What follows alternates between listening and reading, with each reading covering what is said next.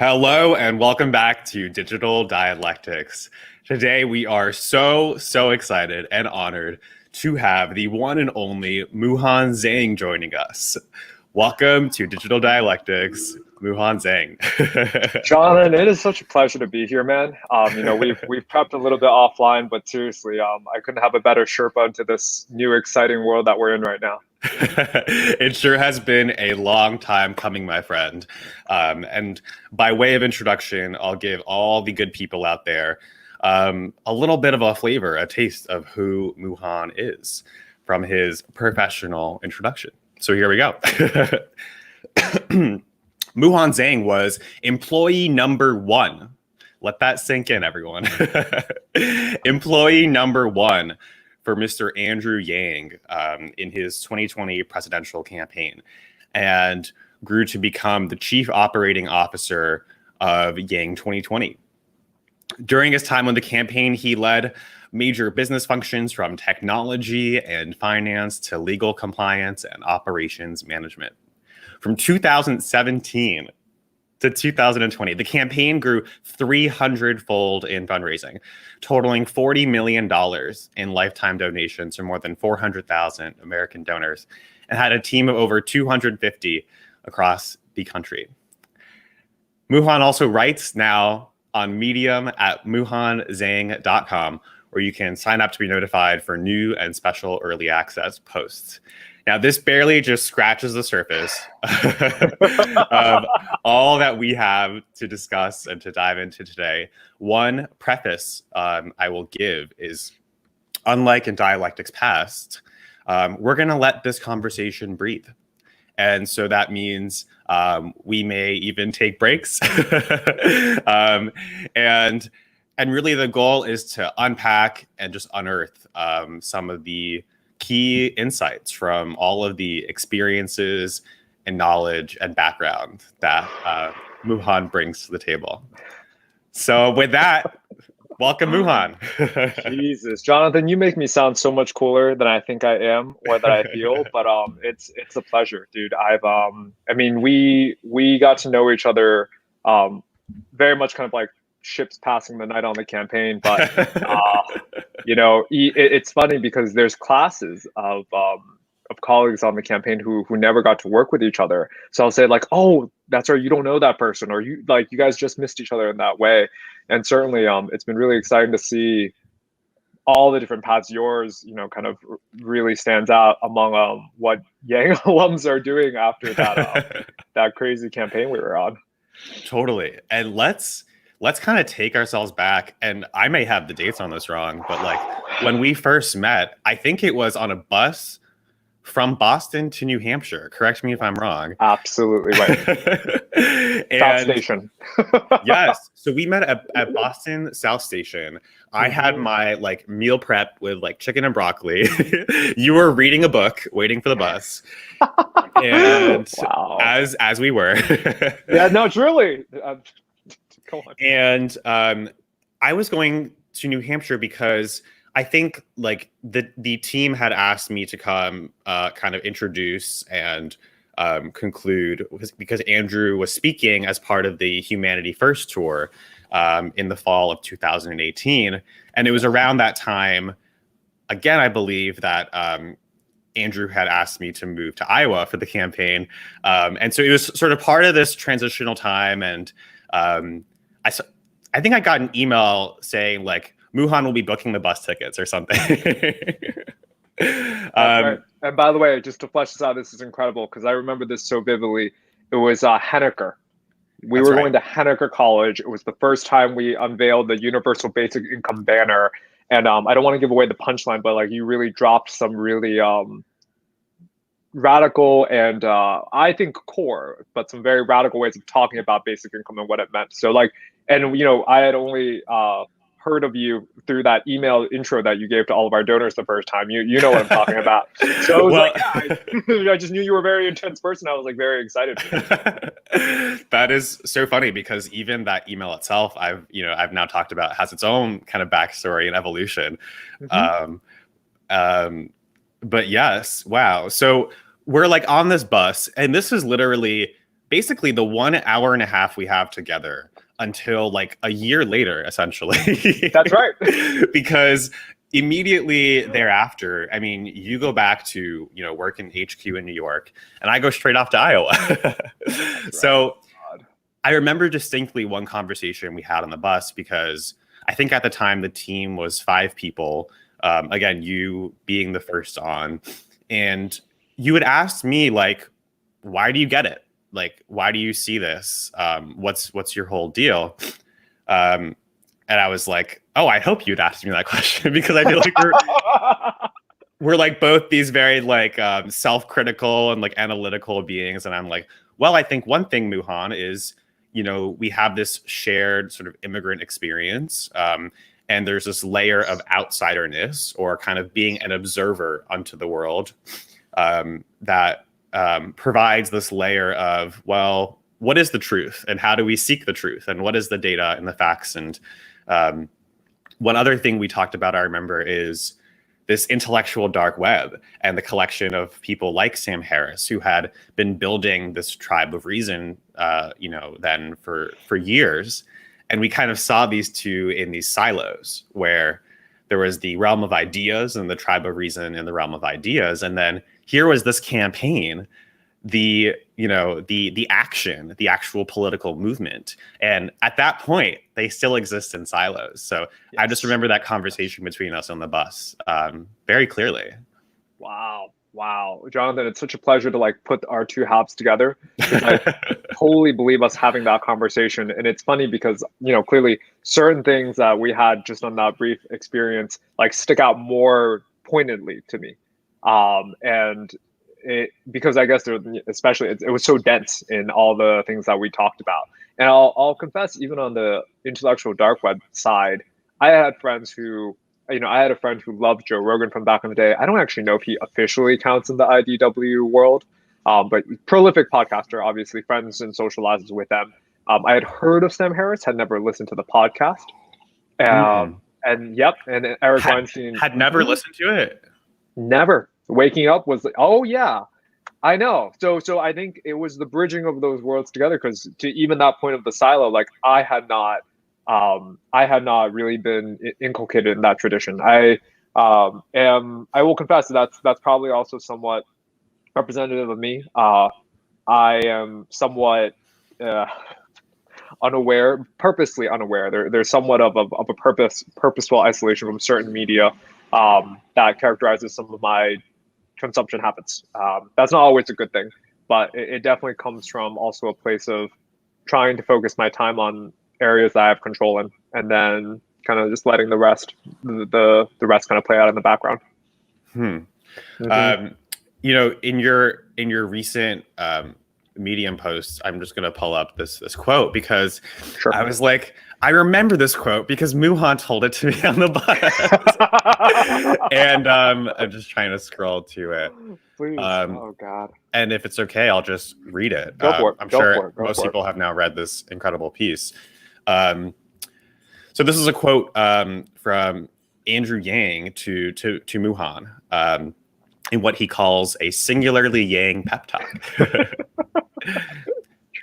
Muhan, think of it this way. You were selected among thousands of applicants in an exhaustive national search for the most values-driven entrepreneurial college grads. From there, among the hundreds of Venture for America fellows, I asked you to join this campaign. What I'm saying is I need you to let go of some of these insecurities, because I've seen the people who are supposed to be solving these problems. The senators, the politicians, the people you think are the leaders, and there are no adults backstage.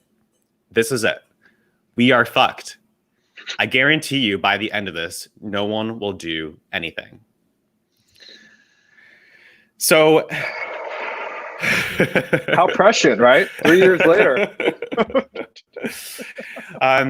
Yeah, I mean, tell us about like that initial conversation. I know we're kind of going a little bit out of order here, but I just remember you sharing this, and it still takes time to sink in, right? It still takes time to process, and I think it's all an evolution of that realization.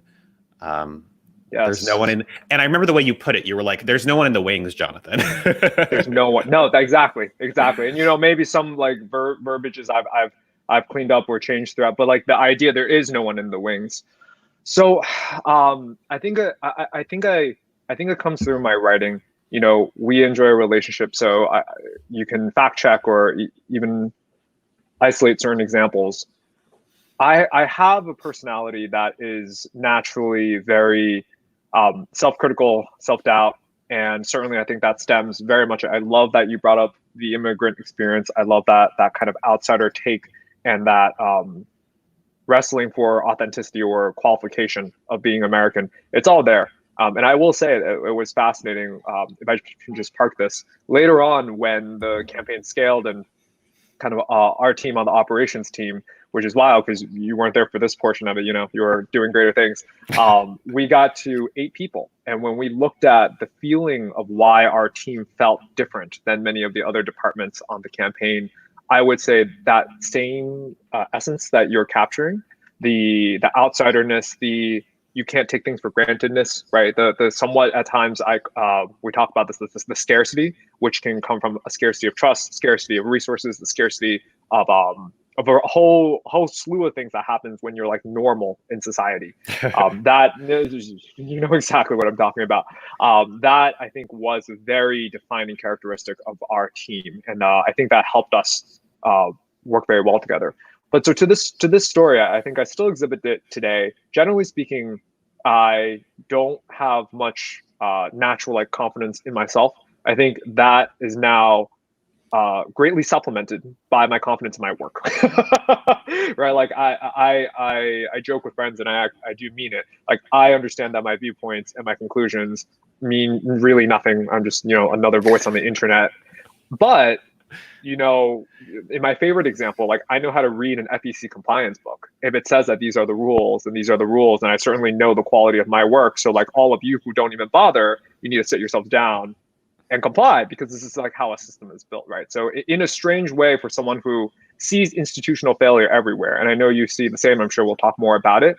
I think the other reason I see institutional failure is also because when a system works well, and you're a candidate now, so like you have a lot more skin in the game to identify compliance and kind of campaign finance laws, you can see the thumbprints and the residue of people trying to keep this thing balanced. And you're like, that's actually really incredible, right? There's limitations, obviously, like PACs and super PACs and all those things.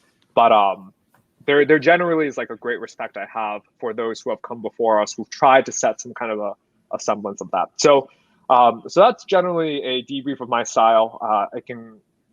And I think that when you work with me, especially, this was 3 years ago, where I had even that intro that you read of me, which makes me sound very, very cool. I had done none of that, right? I evidently now we can say, looking back, clearly had many of the qualifications, right? Or qualifications is not the right word. I mean, we're in a non-credential business as politicians or politics. So I really don't actually like that word, but a lot of the starting ingredients.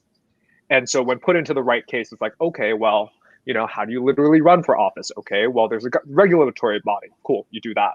Then how do you take donations? Oh, well, you need a donation page. Cool. Like, where does that money go? It's obviously not going into the candidate's personal bank account. Oh, so you need a bank account for that. Okay. How do you market? How do you track all these things? And that's really why I believe that in many aspects, I was able to poorly, but still keep many of the balls up and running, because starting a new enterprise is starting a new enterprise is starting a new enterprise, right? Your product may be different, your industry may be different, but the same ideas of like establish a feedback loop, look for the metrics, try to optimize for those metrics, whatever they are, and then reevaluate and learn. Those do not change. So really going back to that discussion with Yang, and there are honestly so many, but I'm glad even like the stories I tell frequently have some kind of consistency. That really stuck with me. Because certainly there's and what's fascinating about that story is I told you this in 2018. Dude, this is like a year and a half later. Pandemics and COVID didn't exist. That story has aged extremely well. I mean, truly, at the end, not a single politician was looking at the solutions we were talking about. If it wasn't for COVID, I don't think we would be, people are like, like pandemic did more work than you guys. It's like, it's true. It's totally true. I mean, history happens with all these things around it. But I certainly think that the movement that you and I are a part of and engage in vigorously, there's a reason why now legitimate established politicians are talking about $2,000 a month, right?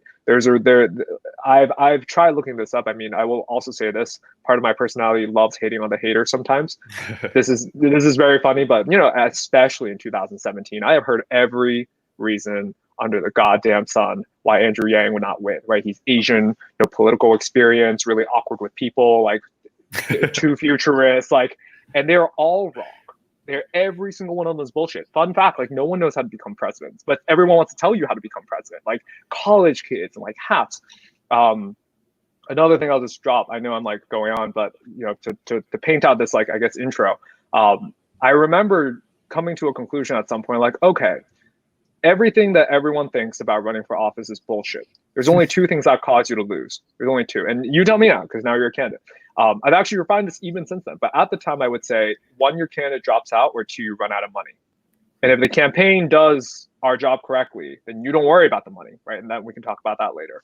Now, actually, like, I'm increasingly more so seeing the money's even secondary, right? Like, truly, it's if the candidate, and this goes for startups, I think. When I'm advising some companies and some entrepreneurs, I really emphasize like optimizing for founder psychology, or even on the campaign, I would say like optimizing for candidate psychology. Like, if our candidate is in a great peace of mind, you're gonna go to any event and you're gonna make it rain. You're gonna absolutely bring in the dollars. But if you're in a horrible mood, everything seeps in. Like, it's amazing when it works and horrible when it doesn't as well. And so that everything around the campaign, right, in terms of even further trying to think of analogies of what business our campaign or just any campaign was in, it's almost like a creative agency for a rock star or whatever have you.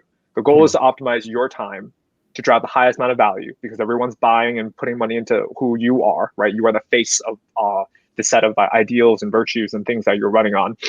And so everything needs to be optimized for you in some sense, even if something is stupid, right? And maybe we'll talk about this later as well. I hate people who try to prioritize like donating crypto to a political campaign. To me, no. And I'll say this, but even in this mindset, and so I did that for Yang, and believe it or not, waste of time. Like, truly, if someone wasn't going to give you money versus act blue, they just don't care about you. I'm sorry. Like, they'll find every reason under the sun to not give you money.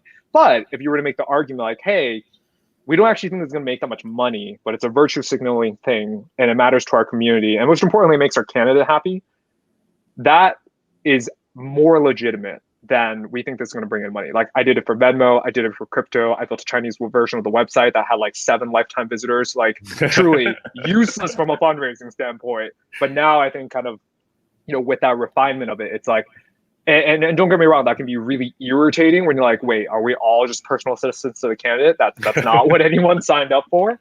But to say that, like, that's like the massive, valuable, scarce resource that you're optimizing for really has been the takeaway. So yeah, like that, I think those conversations, let me also just add in some more color here. I met Andrew when I was 22, right? I was just graduating from Boston College. I knew I wanted to figure out how to make my entrepreneurial ambitions make money. I had worked on a lot of side projects that had no business model at the time. And so I figured if I could make one of them or some of them make money, then I could spend my life working on creative projects, but then still support myself. And so by the time that I came up to New York to work with him on the campaign, it started in September.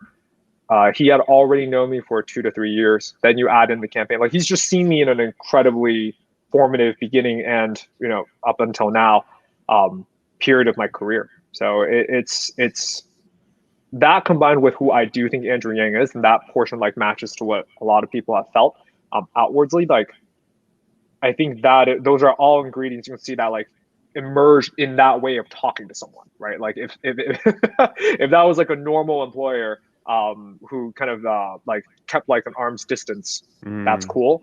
But I do think certainly, and I'll say this, in early stage startups, it has to be more human. There's just no systems. There is no corporate bank account. It's just a separate bank account that your like brother or sister like donates money into. So it's all incredibly personal.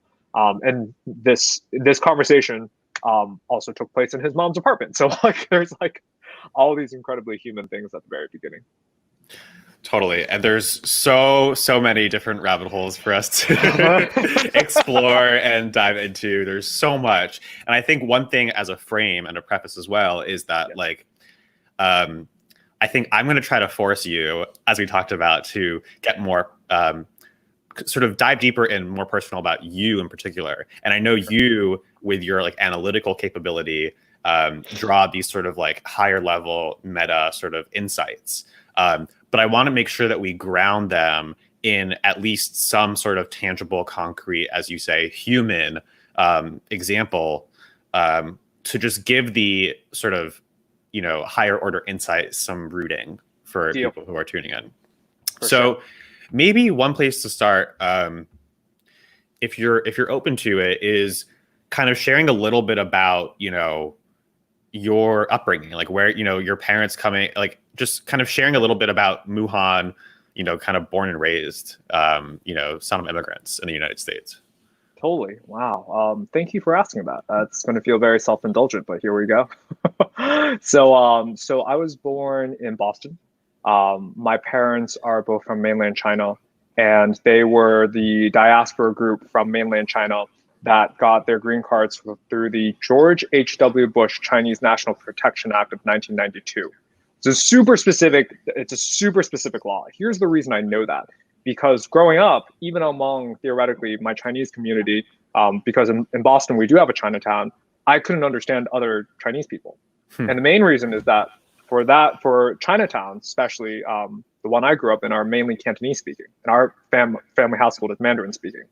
So like, I'm trying to think what's like a funny example. Yeah, like I look at recordings of Chinese mainland political speakers or whatever have you, and their accents are disgusting in the 20th century. Like they are speaking their like little dialects. And so modern Mandarin and all these things, my mom's a Mandarin teacher now, so that probably paints a little bit more picture as to why not only was the interest there, but then also the further education. So we were a very small diaspora, I guess is my point. And then in addition to that, so the Chinese National Protection Act of 92 gave work permits and green cards to all grad students immediately. So I think I have to go fact check it, but I think it's about 65,000 individuals got it. So it's like a very small group. And so my mom got it, and that's how she was able to just essentially very quickly get on her path to citizenship that she did. Now, that portion is great. Like now, obviously settling into America and immigrants, like a longer process. And my mother got very lucky with timing. But the economic realities were still very brutal, right? This is before the rise of China. I mean, the stories that they would tell me of like my mom and my grandfather's earning incomes were truly like, it was incredible to think of like 1978 China versus 1978 America, just like a tale of two completely different worlds. And so what that meant during the Cultural Revolution, or am I very good. No, you got it. 66 to 76 is cultural. Then in 76 you have Tangshan earthquake and Mao dies, and then in 78 you have Deng Xiaoping come up and he opens up the country. So for people, just like kind of give some context around what was this Cultural Revolution? What is that like? Sure. Oh yeah. Wow, Jonathan, you're doing great. Holy crap. Yeah, there's a lot to unpack here. All right, so oh God, all right. Sorry, people who know Chinese history better than me. I'm going to try to do this like very quickly. So in 20th century, like only a little bit over 100 years ago, modern China was still like a dynasty. So you had the Qing dynasty.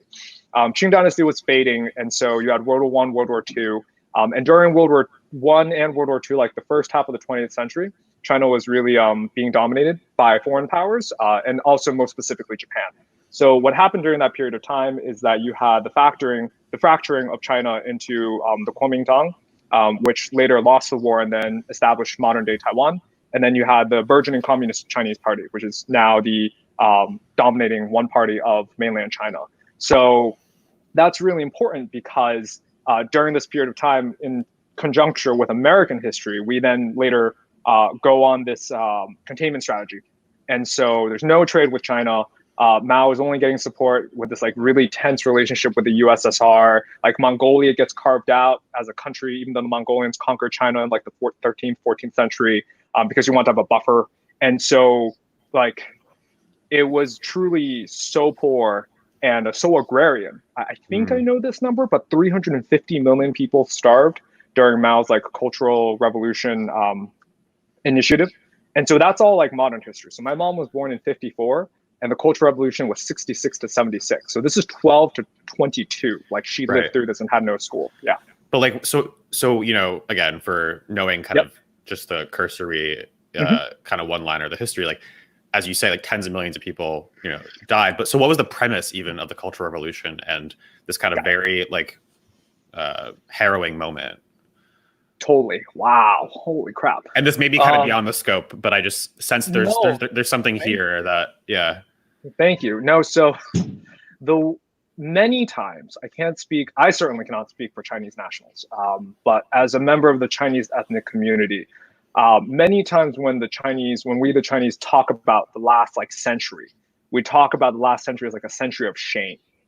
And like, if you see what happened to China in 1900 to 2000, I mean, like opium war, domination by foreign countries, splitting up, internal fracture, collapse of the dynasty. And so what that means is like, I think this is fair to say, there's like this constant, there's this very strong reflection of self-criticism and also tension between the fact that China is like maybe next to India, one of two major cultures that has continuously existed in some way, shape, or form for about 5,000 years, right? Like the Romans called us Sino. That's why that word exists. And that, you know, they broke apart, did their thing, like Italians, Germans, you know, Western world has its roots, and Greeks and the same thing too. Like China's just been doing its thing. And how you want to say it with like foreign invaders, with the Manchurians and the Mongolians, whatever have you. And so between the dynasties, between just like mass amounts of failure on a state level, which in this current context that we're talking about might feel a little bit more existential and relevant. There's like this strong undercurrent of our culture is bad, right? Like another expression that we talk about, it's like, why did the Chinese make gunpowder and put into fireworks while Westerners made guns? Like, why did we not make that connection? Does that make any sense? And it's definitely like, I think it's something that runs through that subconscious.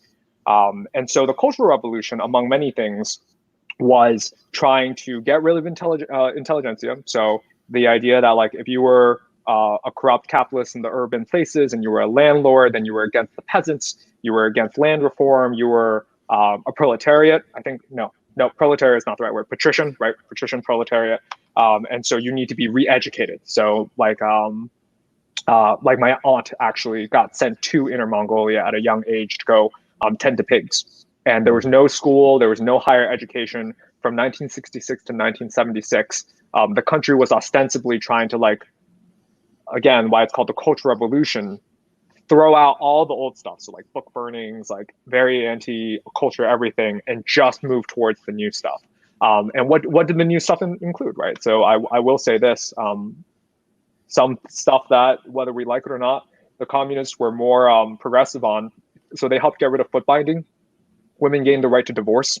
I think that some of the gender discussions that we have in the Western world have come from like a different history of genders, like thinking about what is the role of gender. Whereas in China, you have this fascinating thing that I've really struggled to articulate. But like during the age of communism, everyone was a comrade. Like when I first went back to Beijing as a young adult at 19, I still called everyone comrade because that was what my mom had taught me after coming to America. Well, obviously now that's very, very out of date. And so what that means is because everyone was a comrade, you had these strange like asexual identities. Everyone was just either a worker, right, or actually no, everyone was a worker or like a comrade of the state to go do these things.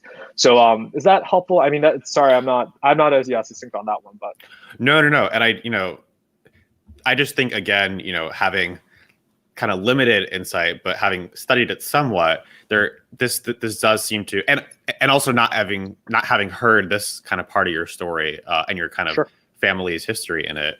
I know it's a highly, highly potent moment, and we have this hyper like American centric lens around the kind of reopening of China and also now in the context of like 1 billion people having been lifted out of poverty with the industrialization and the shift from the agrarian economy to an industrialized economy. This was a very tumultuous and highly fatal kind of decade plus. You nailed it. And then that you say, so your mom is able to emigrate during or like around this moment. That's right. So to fast forward to how this affects my family history, then me. So my mother, so in 78, they reopened the colleges and they're like, no, we actually need to have people going to colleges. But fun fact, no one's gone to school for over a decade, right? Or rather like you had, like I know for example, my stepfather was able to continue, but like my mom had not been in school for a decade. She was working at a chemical engineering plant or whatever have you. And so people were just like studying on their own to take the Gaokao, which is like the Chinese version of the SAT at this point, to get into college. And so she does get into college. I think, yeah, she gets into college. And then she ends up being a lecturer. And at one point, because my sister, don't want to betray her age, but she's born in the 80s. And so she was born in Beijing. And then that was when my mother was informed that she had the opportunity to go abroad for a scholarship. And this was all paid for by the state. So in the late 80s, I want to say, late 80s, my mother comes to Providence, Rhode Island, at Johnson & Wales University for grad school in hotel administration, hospitality, something like that. But, you know, it's a grad school program in America. And at this point, like just to put it even more into context, we talked about this all the time. The RMB to the USD was like 1 to 8. And so now that's the Chinese currency to the US currency. To the US, yes, to the US dollar. US dollar. And then like again in US dollars, like you were talking about like just I think my grandfather when he was working was making like less than 100 RMB, the Chinese currency, a month.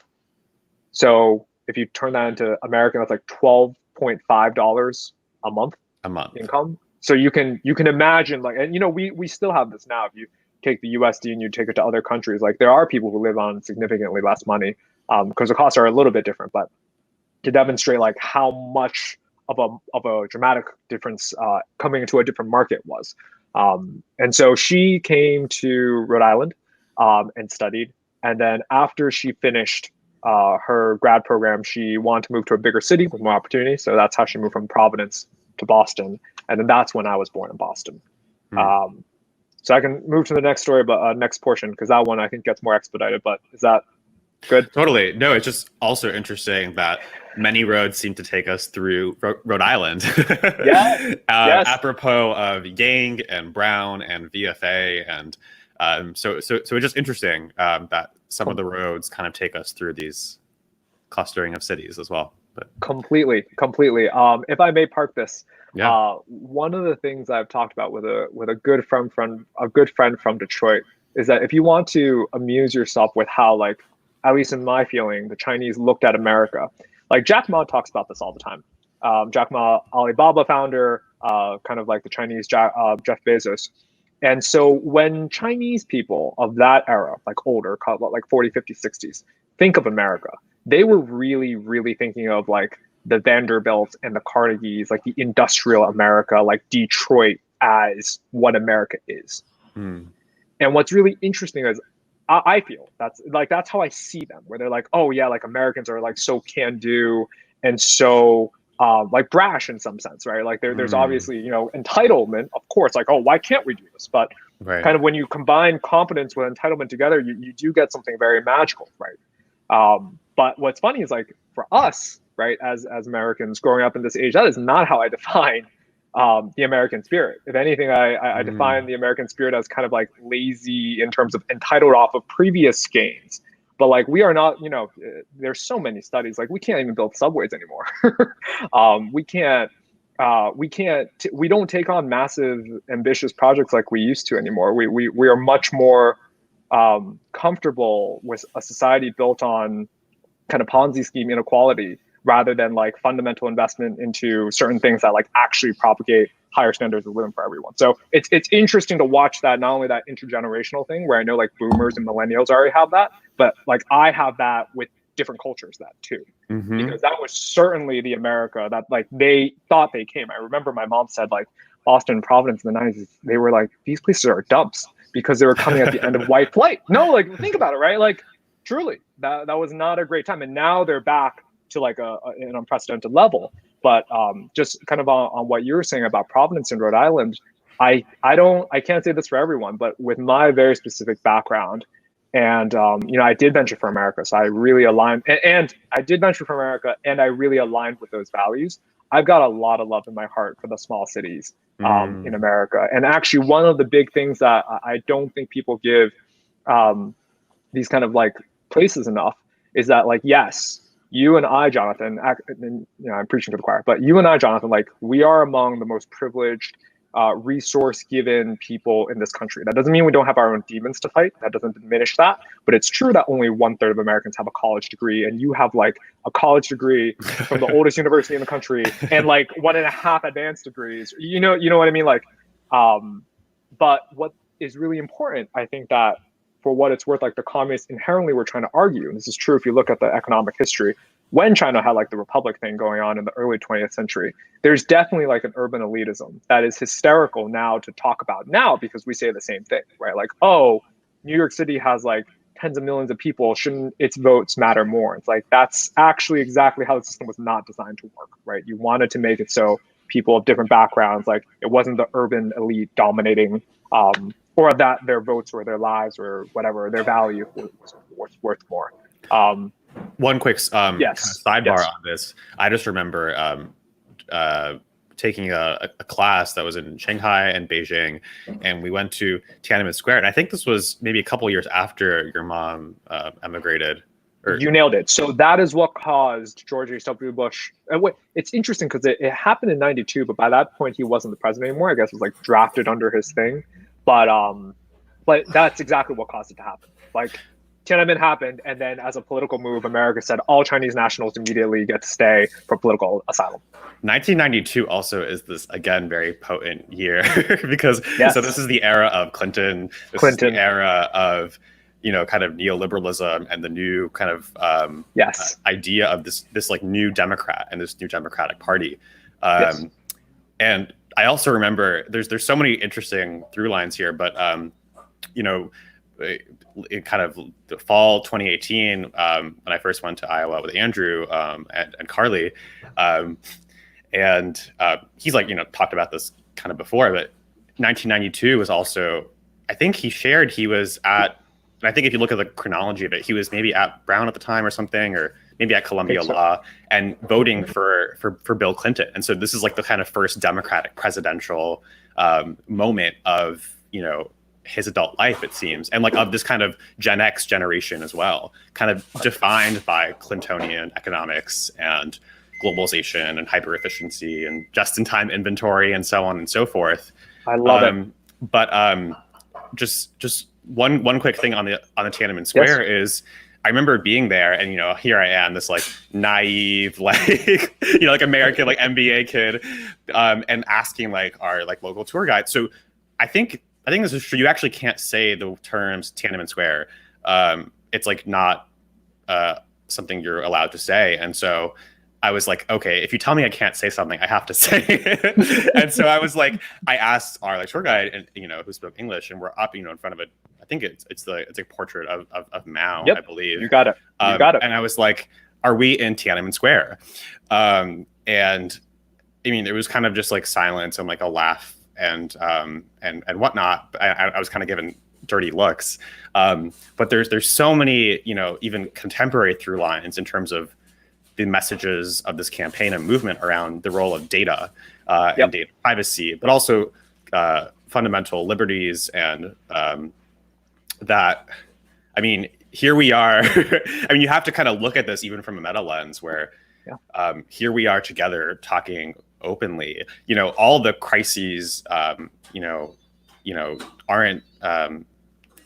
kind of discounted by this fact. The fact that the United States and New York City are, the worst offenders when it comes to COVID. That more Americans have died now from COVID than died in the Vietnam War. That the CDC just predicted a 9/11 death toll every single day, starting June 1st, and our Congress is still on recess. So there's very interesting tensions and parallels and comparisons now to draw, with some of these kind of techno-fatalists, looking to China as an example of how an authoritarian, technologically enabled facial recognition, hyper state surveillance enabled system can operate. And, it's kind of up to us to offer an alternative that, that involves kind of liberal democracy and civil liberties. But we're also looking at what George Packer called a failed state, in that like Congress is still on recess. But may I say this, Jonathan? I love exactly what you said, and it's very, very dark. It's extremely dark because one of my friends, so again, like I come from mainland China, he does not, and he loves to. There are times, I will admit, that I'm somewhat like they call me like an apologist, right? Or I'll say, well, it's really tough. China has 4 times our population. Every single annual New Year, they send like what is the equivalent of 4 times the American, no, not 4 times, twice the American population across the country to go back home, like from their cities back to like the scale of, there's 100 cities in China that have the population of New York. It's crazy.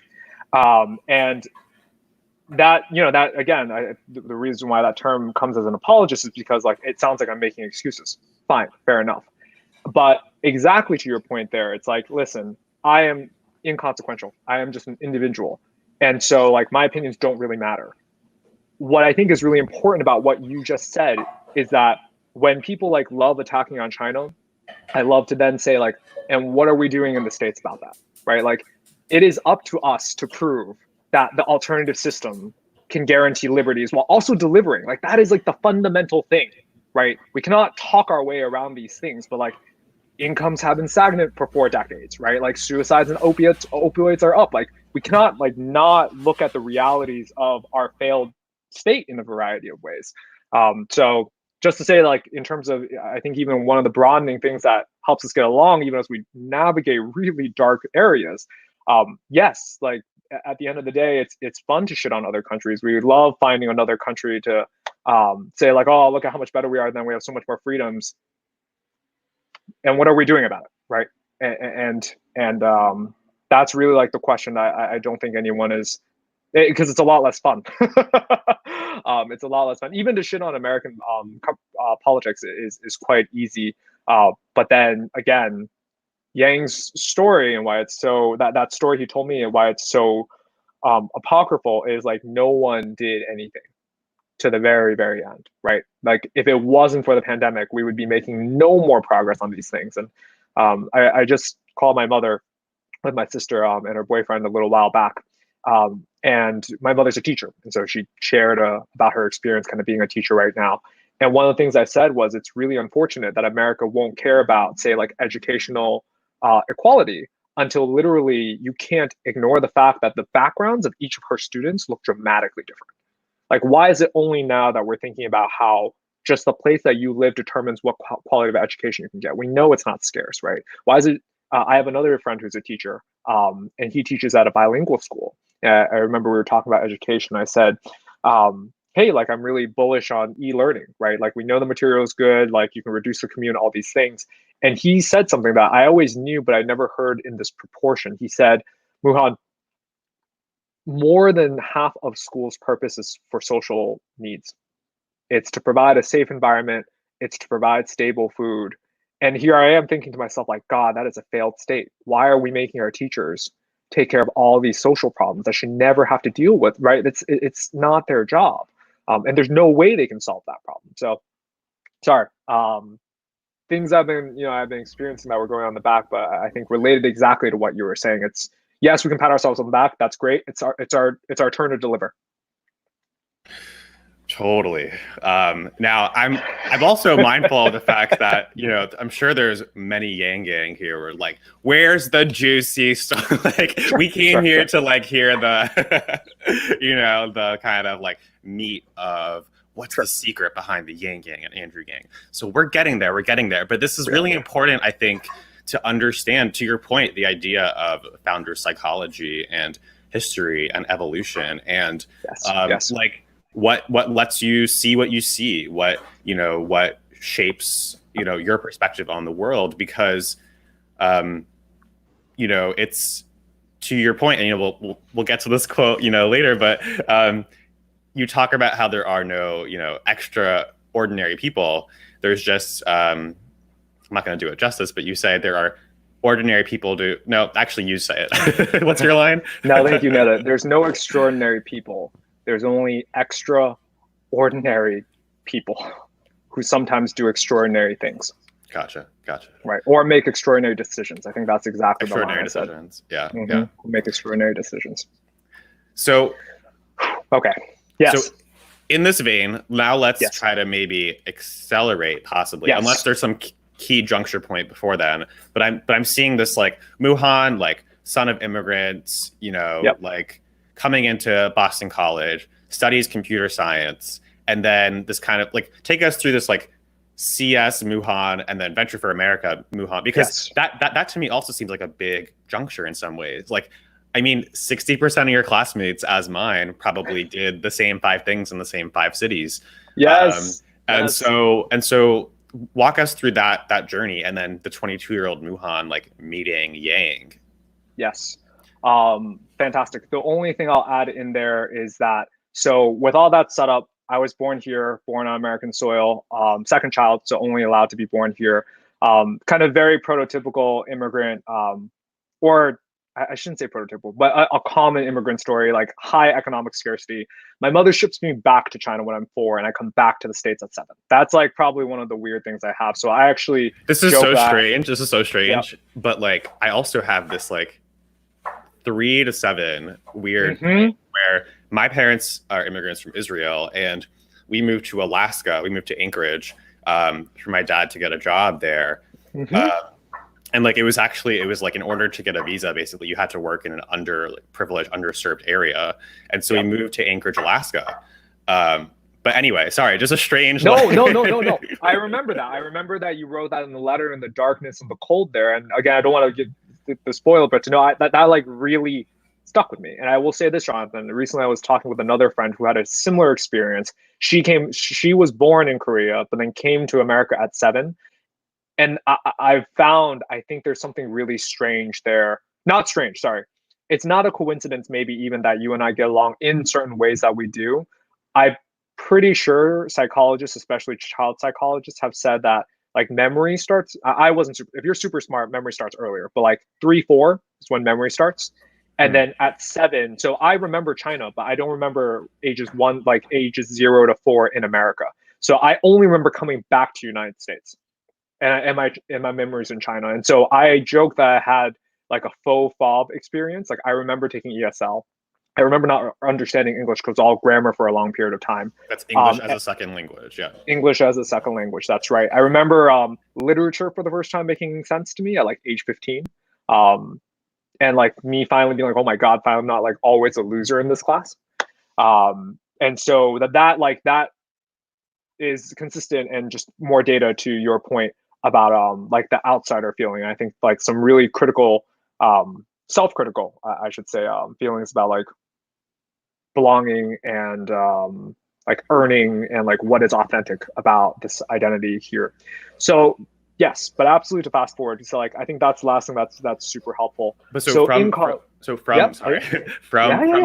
from like coming back at like 7, did you just like enter into like the public school system in Boston, or did you have? So it was like. Oh my gosh, I went into the public school system in Boston. I went to, I think I went to like 6 schools in 5 years. I got bullied. I was very chubby. Now I think in retrospect, I can say I was depressed because at my heaviest, I was like 200 pounds. And the way my mom had always said, well, she says it now, we didn't recognize it at the time, was that I was just always hungry. Just like, I just couldn't stop eating. So I think that's something that I'm aware of now.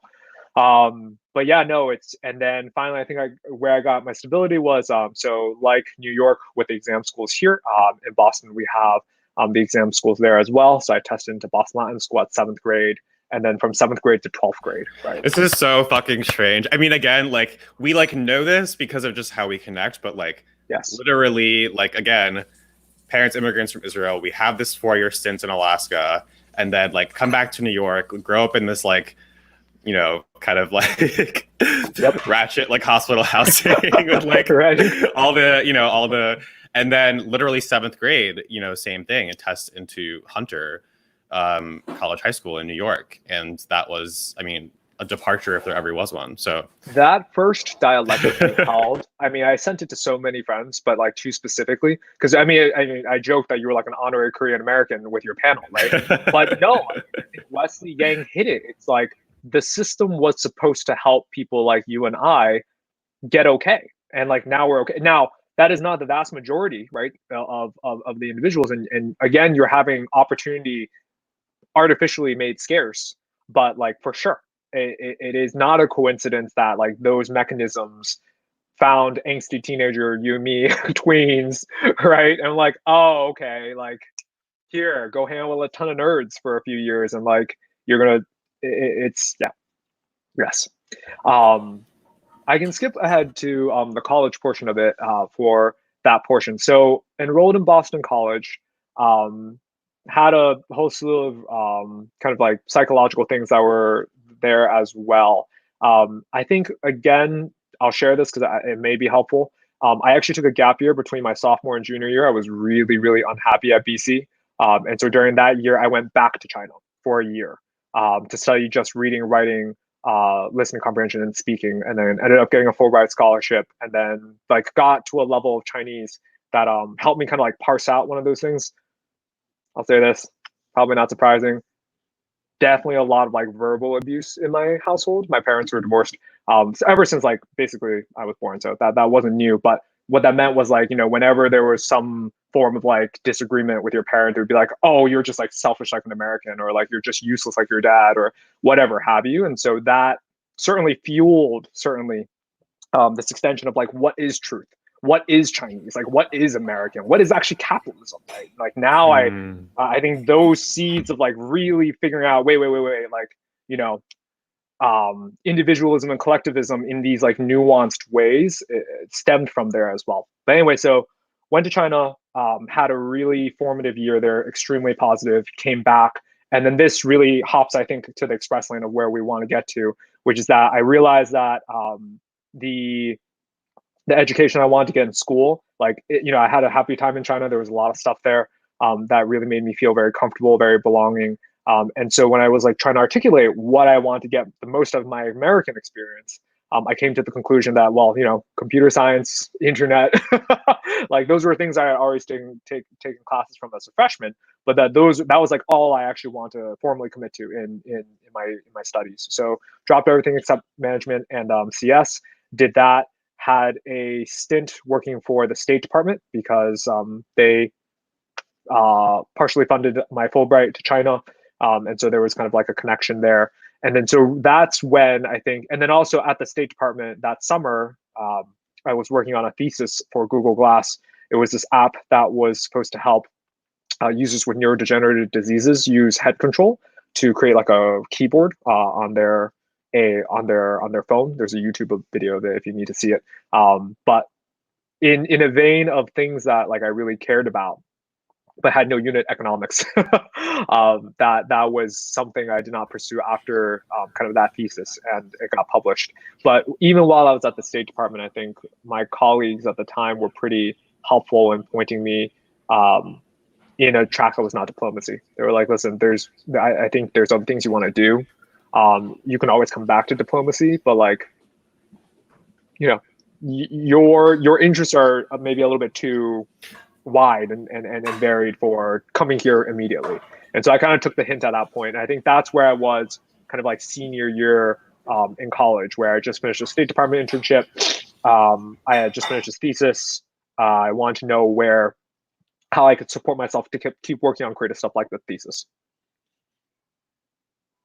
All right, I'm just unmuting because there's some background noise. But so bless you. Oh, thank you. Allergies. Yes, I hear you. There's just one thing you said that caught my attention, which was, you know, that thing you wanted to do. And so did you have a set, like, what is that thing you wanted to do, or that you had kind of urgency or sense of like had to get done? Or perhaps there was like Pardon. some like nascent sense of like something technology and government, like what's that thing that you were like, oh, you know? Oh, so for senior year. So the thing I wanted to do, I mean, when I looked at what I loved about, I'm not a particularly great programmer. I'll be the first to admit that. So even throughout like my CS courses at school, I was like, oh, I am not like a natural whiz at this, right? I liked my friends in CS. I thought they were a lot, generally speaking, a lot less douchey than like the business kids.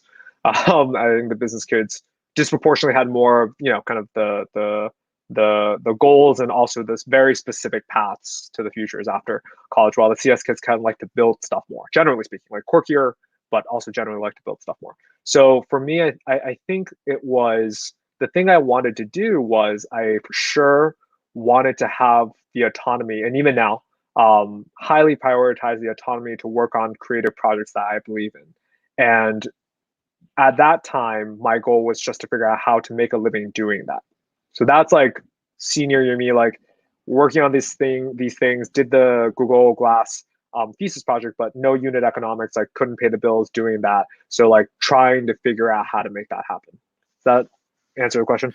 Totally. And there's so many interesting, again, like through lines, and just particularly in this moment, there was the Mark Andreessen piece that came out of like, it's time to build, right? It's time Yep. for all the Yep. builders to come out of the woodworks. And then there's the kind of corollary critique, that people like Andrew offer, which is, well, actually, the problems we're facing don't have market-based solutions. Yes. Um, Yes. Yes. But then as well, to your point, and Andrew's talked about this, so poignantly in the Asian American context, and Paul Graham had this piece on the like thing we have to unlearn, like lessons we have to unlearn from education. And I thought it was so profound because what he argues is what that thing that we're taught in American education, at least, is how to hack bad tests. And his Yep. his proxy, his like kind of rule of thumb for testing like what's a bad test is this test something administered by an authority? And what he suggests is that in this like strange moment, this 4-5 decades ago, let's say, there is this model, this like heyday of the engineers, like Andrew's dad, let's say, creates the 69 patents, brings the $200 home, and then capital, right, gets to accumulate all the returns. Yep.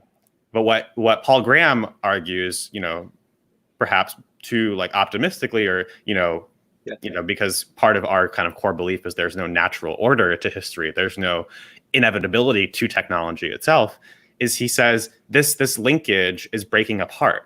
Where if you're like the best engineer now, if you're the best coder, if you're the best builder, actually you can create infinite scalability because of network effects and technology and permissionlessly. Correct.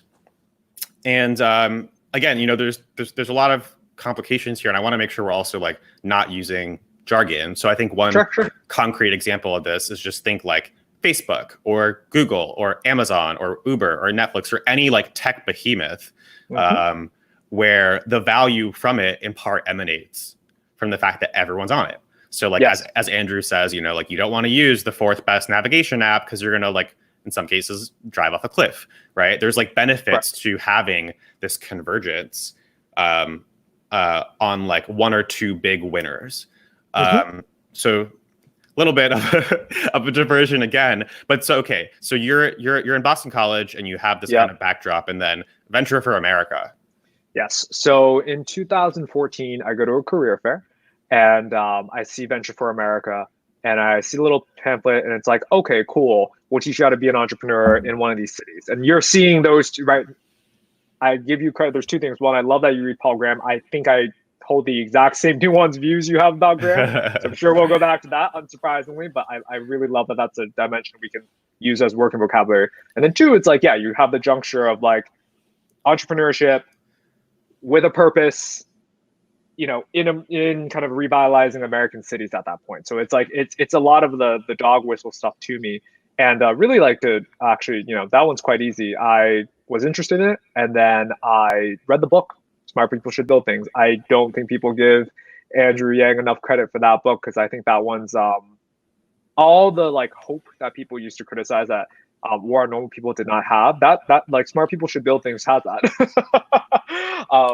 It's one of those things where like it can work for the individual, it doesn't work at scale for the nation, right? But like for sure, for someone like you and I, where like we could be saved in some way by these institutions that like brought us in, or like, cool, we're gonna mold you, right? But not everyone can get in.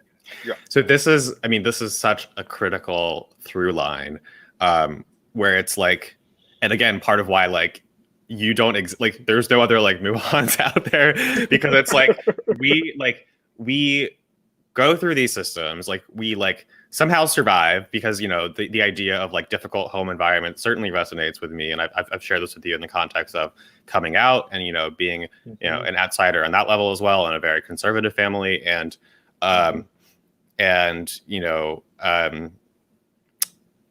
of having multiple layers of closetedness and code switching and hiding, so we like come out of these like these institutions saved us, but then we're like, but fuck them.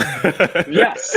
I mean, so like that's Totally. that's a strange dynamic, right? Like to come out of Boston Latin and then computer science at Boston College, and then to like then have the conclusion not be like, oh, isn't all we need, Muhan, like more scholarships, more pipelines for like troubled youth, like in underprivileged places to like go from homeless to Harvard? Isn't that like, why is that not the conclusion you draw and drew? Oh man, dude. Jesus. I mean, if there's probably some selfish, like really personal stuff there, but then also like some common sense stuff. So we can start with the personal stuff. I mean, just because we made it out and we did those things, I imagine, like I joke, I think one of my friends from Latin is on here, and if you are, Kyle, like I hope I'm not misspeaking. That was a traumatizing experience. Oh my God, like the things these institutions need to do to us. Yeah. Right. And here's the thing, like I imagine the same for your high school grad as well. One of the easiest way to get like a 4-hour conversation with any Latin school grad is like, would you send your kids to Latin? Right? Like immediately you're like, wow. Like the costs are really high. Right. The costs are super high. Right. And don't get me wrong, there is a payoff. But then like also in college, you probably meet kids who are completely well-adjusted who didn't have to experience it that way. Like you and I, we come from these environments where there's nothing in the wings. So I think there's that one aspect, which is like, okay, clearly institutions are not perfect. Like so clearly they're not perfect. Now, don't get me wrong. Again, there's like a lot of merit to them. They did have that positive impact on us. But like, even from like an idealistic standpoint, you're thinking like, how can you make them better? Right.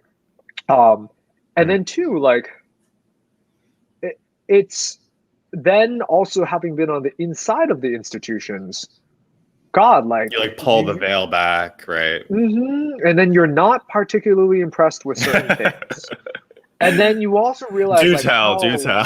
She's right. And then you're like, well, I'm trying to think like, what's a really great example? Like, I remember this. I remember this so well. I remember thinking to myself, what the fuck about this tuition? Like, this is highway robbery. And in a variety of ways, like, basically my mom is the only person who's any income that's going to help me go to college. But they add my father and his stepmother and my stepfather. And so it suddenly looks like I have 4 incomes supporting me to go to university. And I'm like, wait a second, like what? And that's obviously like a hyper specific example. But I think another example that I had as well is like I would, here's another example. My mom's a Chinese teacher. I remember this is so like deep in my mind. At one point, she calls me. She's pissed. Why is she pissed? Because AP Chinese scores are the lowest language of all the modern languages.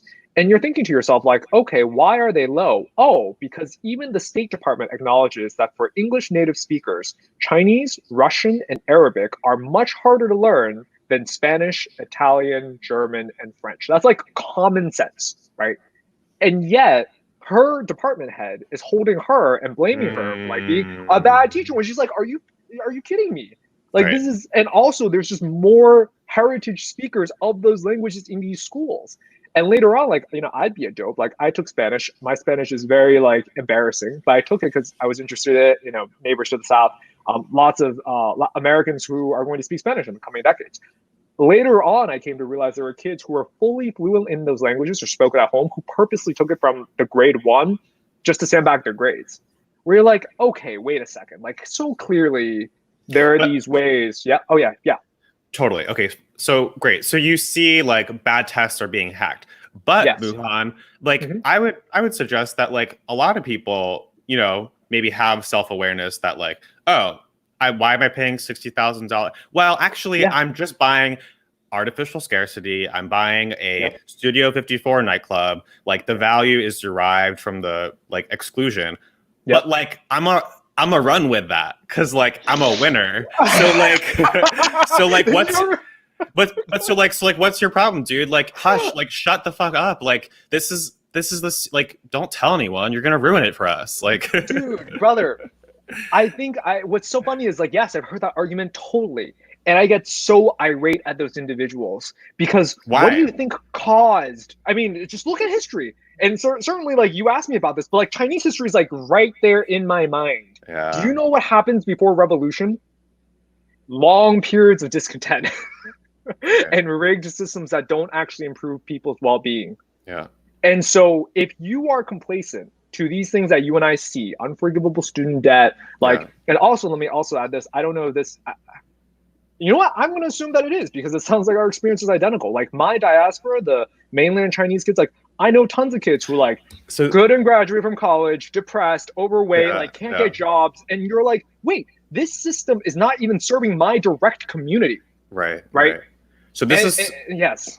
no. This is like, I mean, I'm like going crazy because like your kind of mainland diaspora, like the like Cantonese Mandarin parallel for me is my parents are immigrants from Israel and they moved to New York and like we grew up in the 10th district, which is like the most Jewish, like a Jewish American district in the country. Mhm. And like at home, like my parents spoke Hebrew to me. And as Israeli Americans, you're an outsider in the Jewish American community. Yes, And you like, are. and in fact, like you're oftentimes vilified because Israel is kind of like the Jew among nations, and so it's Yes. like the Jewish American community, which may be like a couple generations removed from, let's say, like the pogroms of Eastern Europe or the Holocaust or what have you. That's just so crazy and true what you just said, because for me, my version of like, Chinese history and like the Cultural Revolution being top of mind is, for me, I'm like, I would go to Israel, seeing family growing up. My whole extended family is there. And I'm talking about a country and a place, which holds a tiny percent of our fraction, like tiny fraction of a percent of the world's population, which still hasn't recovered, by the way. I was reading this article recently. The global Jewish population has still not recovered to pre-World War II levels. Jesus. And it's just fascinating. Jesus. But anywho, and this is just what's normal, what's like imbued in the sense of normalcy. Every single apartment, every single place in Israel has a bomb shelter built into it. And so growing up, I'd visit my like grandparents and like, going through like a series of like, again, this is just normal day. And I think the best example I found recently was March 2019. We're in Iowa, driving Yang around. He's literally qualifying that day for the DNC debates because we got the 65,000th, donation. And it's like me and him and Luke, and we're at an Olive Garden or whatever. And like, he's just qualified. And we get the like robot, like meme, whatever, or the GIF. And I got a text, WhatsApp from my sister, like, so the like WhatsApps like prior to them were like, Yang is up to number 15 on Rolling Stone, like LOL TBT to those days. and then she was like, Yang is almost at like 65K. And then like March 13th or something, she's like, siren, rocket just fired, heading to the shelter.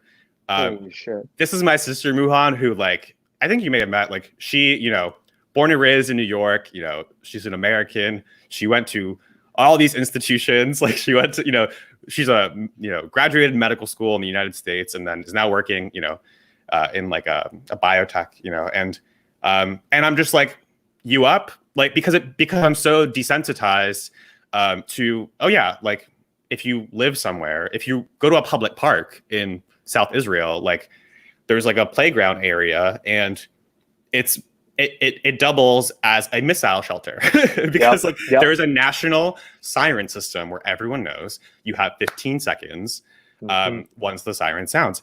And like, yeah, there's just so many. I mean, you just kind of made me think about this in that context where that history is, it's not history to me. It's just like reality. It's just what the world can be in moments of scarcity. And, you know, just like recently in the context of this race, in trying to communicate our message to like the American Jewish establishment, I literally just looked at some of the economic studies from a century ago, from the last Great Depression, because again, the Federal Reserve tells us like we have entered the next Great Depression.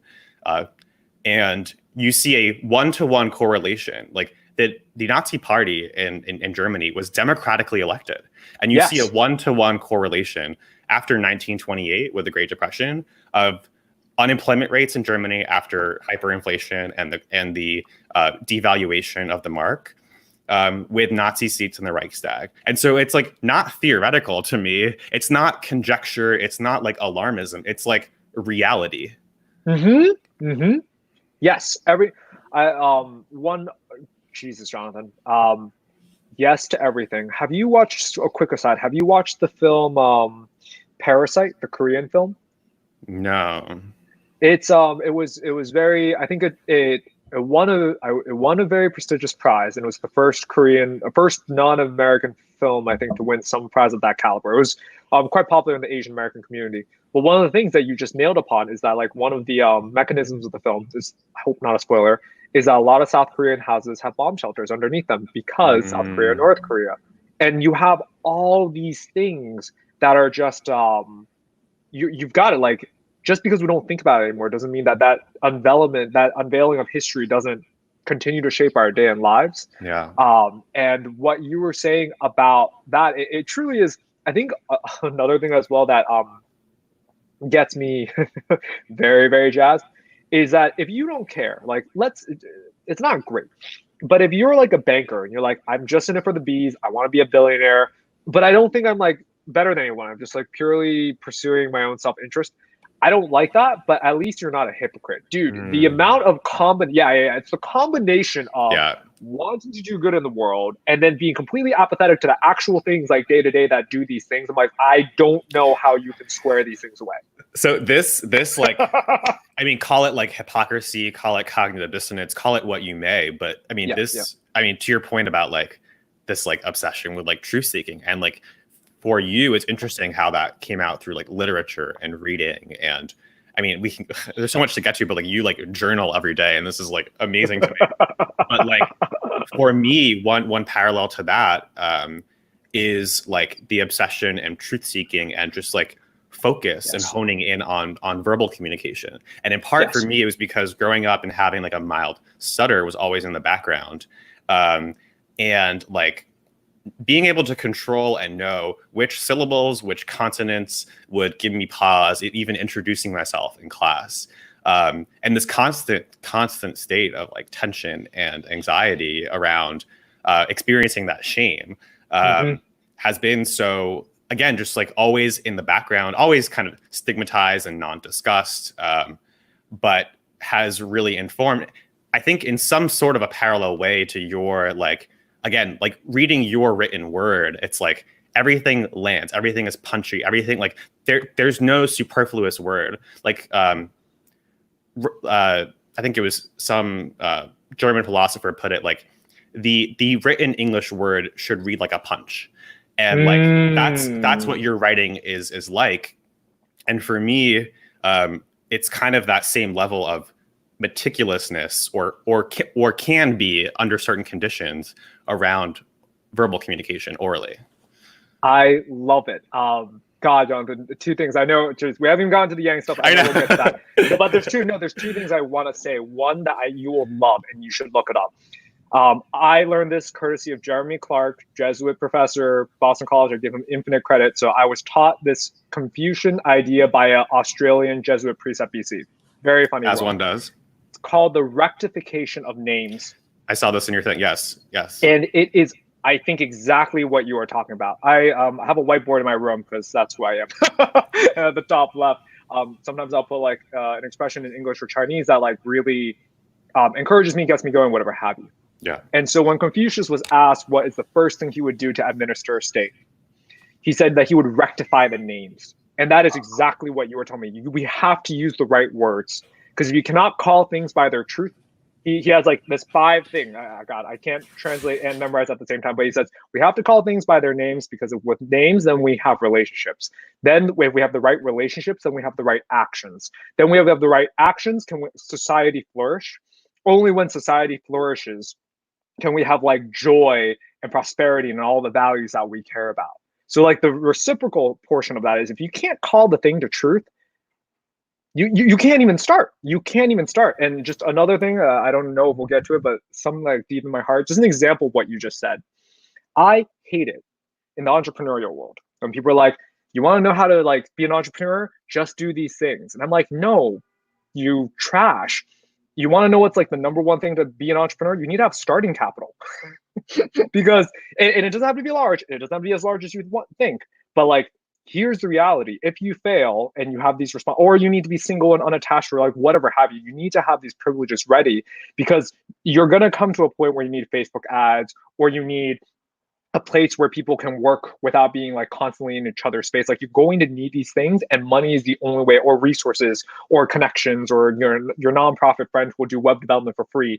These are the things that will help you get to that. And so even when Andrew Yang was talking about how like trying to get people to be entrepreneurs feels like a hollow statement, I couldn't agree anymore. Like if you are not talking to that level of clarity and truth, then your writing, in my opinion, mostly is garbage and a waste of time because it doesn't elucidate anything.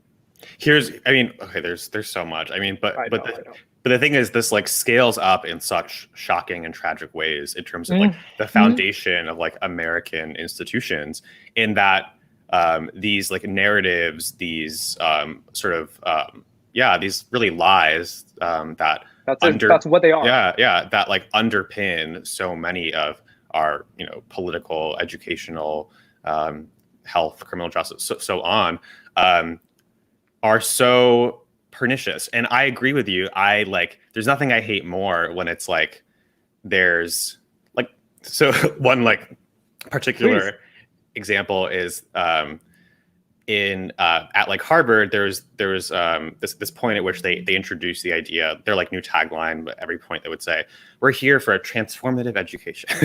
Like we're here transformative education to empower civic leaders and the next whatever, insert corporate buzzword here.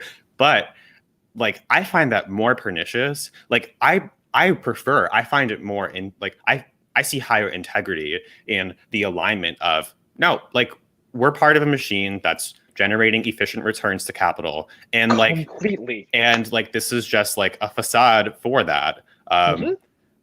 And that to me, I mean, is part of what was so radical and transformative, truly, even though so many of these words have been robbed of their meaning, about Andrew, is that, I mean, he was able to touch, and like Wesley Yang partially has this demographic theory about the Asian man as this liminal or this in-between figure. But he's able to touch these third rail issues that are taboo and that decades of artifice and narrative and lies have been built upon. And then with like that like house of cards, he just like taps and then it comes crumbling down. And that entire facade. And just one other thing, and I have to is in the context, this like strange two-sided coin of like hyper trauma, hyper like sort of being under attack, but then hyper innovation and hyper kind of building out of necessity in part. And you see this in some of the examples you gave, both in like the Chinese example, in the South Korean example, in the Israeli example. And this also comes to the fore now in the context of COVID. And you look at the varying responses of countries to contact tracing, to basic testing and availability of testing, to shutting down. I mean, I've been saying this so many times recently because I don't think it's sunk in. The former CDC director said, if we had shut down New York City just 10 days sooner, 50 to 80% of all deaths would have been avoided. Now, there is a lot more in the context of pandemic politics, and both on the presidential and the congressional level, and the ongoing federal lawsuit that we are now, that Yang and I are co-plaintiffs on, that will be argued in the Second Circuit tomorrow. But in the interest of time, I'm told to say two things. Don't forget to throw your questions in the comments. The other thing is, I think we should take a break probably at the 1 hour 30 mark. But yes, I want you to kind of say what you want to say on this, and then I'll kind of force a little pivot as well. Sure. No, good. So thank you. It's you're seeing a lot of things joined together where, what you just said about the Israeli experience versus the other Jewish community experience is very, very similar. Like the cultural, the ethnic background is one portion of it. The immigrant background is one portion of it. The seeking of the truth. And frankly, in some ways as well, truth as a function of also autonomy, right? I have a friend, and I respect him, and I try to vocalize that this is one of the greatest virtues that he has, I admire. His goal in life is to not be buyable. Like, he does not want to be able to be bought as someone. And that's not something like I purposely set out to do. But I do know that, like, if I had to say something as a truth, or like, and it was under coercion, that would be highly distasteful to me. And even reflecting on my own experiences in the last few years, it's like, oh, wow, I didn't really, I joked with a friend, I didn't expect to accidentally become a political revolutionary, but that's exactly what we did. That's exactly what we did, right? And so actually, and I'll even give you the punchline for this in the setup. So did Venture for America, a lot of learnings there, and incredibly grateful for experience. That felt like a lot of alignment and was very challenging. But how that relates to kind of where we get to next is that for us, of our demographic, for our age cohort in America, I personally feel that 2008, the financial crisis, was more impactful on me than 9/11 was. Like, I remember, and it could be an age thing as well, but in the fact that 2008 was full of outrage, right? Because in 9/11, you could say, okay, where there were these factors, they were, outside of America, it was something that was unanticipated. And, there's just things that were not in our control. In 2008, like, I mean, my mom and my mom, uncles, aunts were underwater for over a decade, right? Trillions of dollars, I remember looking at, just in mortgage wealth, were destroyed. That was actually what caused Andrew Yang to start Venture for America. Because he saw that. Please. Yeah, and this is what people like Nassim Taleb say, that 9/11 was a genuine black swan. The financial crisis of 2008 was not. It was a white swan. It was something that he had modeled and predicted. And certain people, just looking at the objective structural weakness, predicted would happen and could have been avoided. And then we did not. And then we did not rectify it. Right. We erred on both. We were erred on every side of that, right? And so from that portion, from 2010 to 2020, one of the things I joke about is that in some ways I'm almost much more relaxed now, because I do think in 2017, 2018, when you and I were on the campaign, these things that we were talking about just seemed so science fiction to everyone, even though it seemed obvious, right? Like, spreadsheets are amazing, and they probably automated tons of CPA work. Like, you just had these examples that were left and right. But now that kind of it was a factor that we never explained, another black swan, but the ramifications all showed up. Again, COVID did not cause these things. COVID accelerated these things. Yes. And well, so this is interesting, because we have a couple of points of divergence here. One of the things, Taleb also says COVID was not a black swan, because if anything, we had all the data for months of what was happening in Wuhan, and and we had the World Health Organization and the Surgeon General and the mayor and the chief health commissioner of the city. Literally, I mean, I was documenting this in the context of this lawsuit for tomorrow, but up to mid-March, the city health commissioner of New York was not only saying masks don't work, but ride the subways, ride the buses, go out to businesses, like go out to Chinatown, go to the parade. Like otherwise, it's a microaggression and it's a form of racism. Wow. I mean, this ran deep. The institutional failure, I agree, is coming to the fore in many clearer ways now than ever. But one of the points you alluded to that I always want to forcefully disagree with is that, like, you know, this again, this sort of like, and I'm, you know, not to put words in your mouth, but like, there's like in kind of moments of crisis, that's what can enable structural change. It's like, to like quote, like Milton Friedman, you know, said in 1962, like, you know, only in moments of crisis is what seems politically impossible can become the inevitable. And it is incumbent upon us to bring, you know, the issues and the fights that we care about to the fore so that when the crisis emerges, they can come to the table. Now, the other side of this is that moments of crisis are also exactly when power is abused and stolen and coalesced and used as false pretense. And I mean, there are so many details, examples I want to run you through, both in the context of this congressional race and New York politics in particular, one of the worst offenders on this scale. But I mean, just to put it this way, the New York State Attorney General, the people's lawyer, New York State Attorney General, the New York governor, the Board of Elections commissioners, and the entire New York State Democratic Party, Muhan, is arguing now to the Second Circuit, to the appeals court, after having lost a federal lawsuit by Andrew Yang, myself, and dozens of other delegates. They're arguing and now have a PR strategy that they're paying for that, hey, are you willing to die for Andrew Yang? I read their 80-page brief, Muhan. Their brief is that essentially we're trying to kill people because there are some districts in New York where, because the nature of incumbency and New York corrupt politics, you have these multi-decade incumbents who were sometimes had been appointed to their seats after their predecessors die, and then they're posthumously appointed by the party bosses. But this is literally almost verbatim quote from their brief, from the New York State Attorney General. In some cases, this may increase the possibility of some people getting and contracting COVID. This is their argument to the Second Circuit, to the appeals court.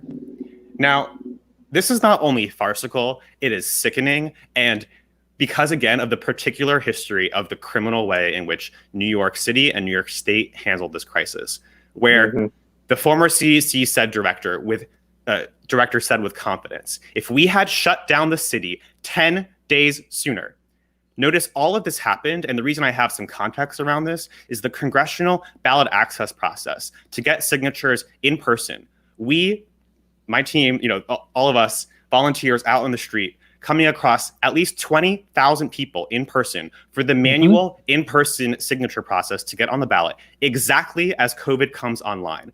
And I haven't shared this before, but both myself and my campaign manager fell sick from COVID immediately after this signature gathering process.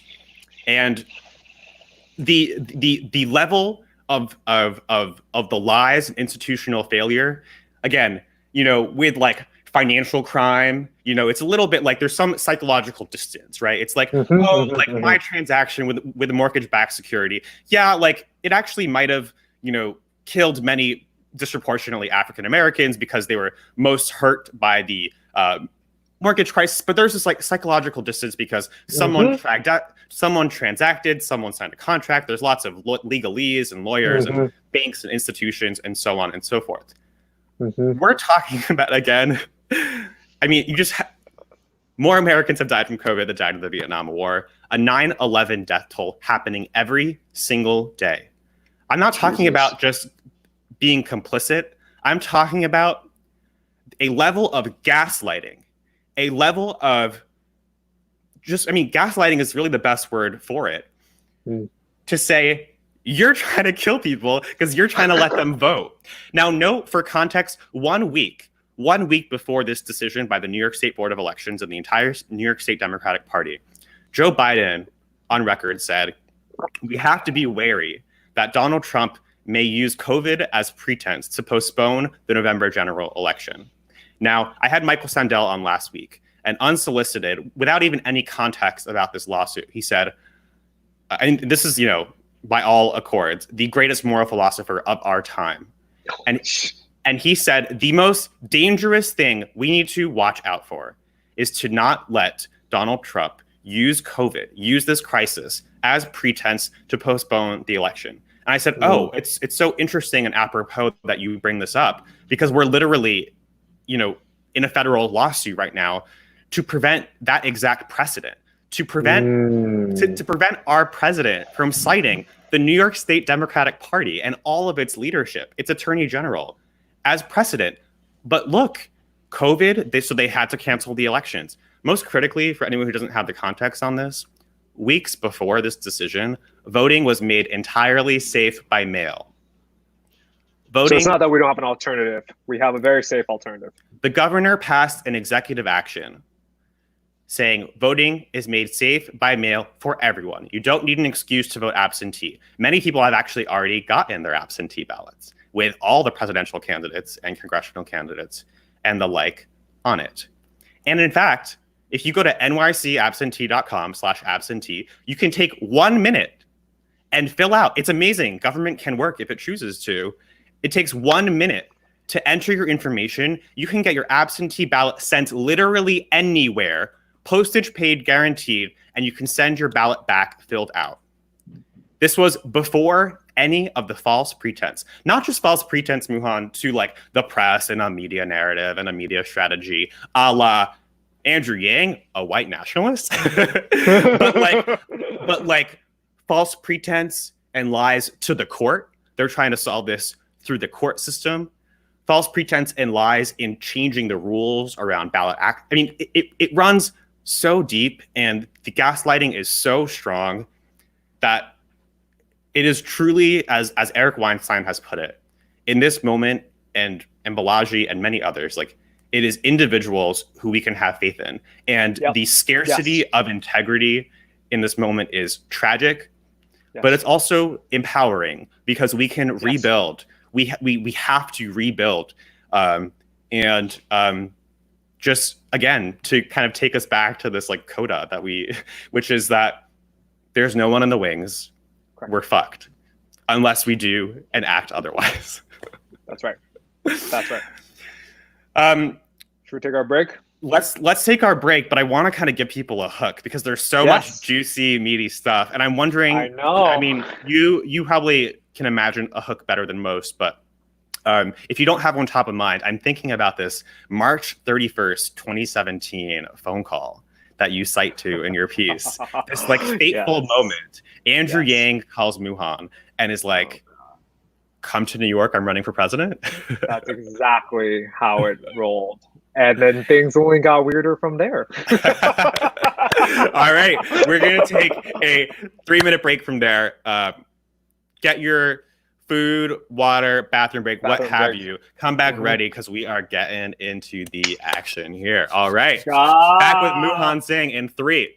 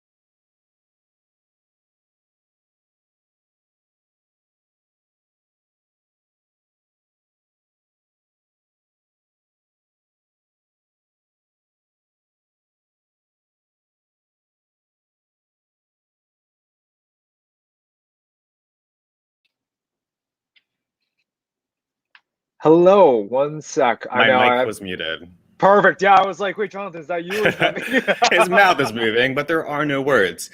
And I was welcoming everyone back to Digital Dialectics with me, Jonathan Herzog, and Muhan Zhang, employee number one for Andrew Yang's 2020 presidential campaign. Such a pleasure to be here, Jonathan. And now for the stuff that everyone actually signed up for, my self-indulgent reflection. No. There is so much. And I want to make sure, again, if you have questions that you want to make sure we get to, keep tossing them in the chat. When I say Yang, you say gang. Yang, gang, indeed. All right. So. I will just tell you, I just realized I could see the live comments too. I only saw the private chat. Wow. People, like, oh my gosh, everyone. I'm so grateful and overwhelmed. Yes, a lot of people are eating food, which is good. Good job, guys. Good job, fam.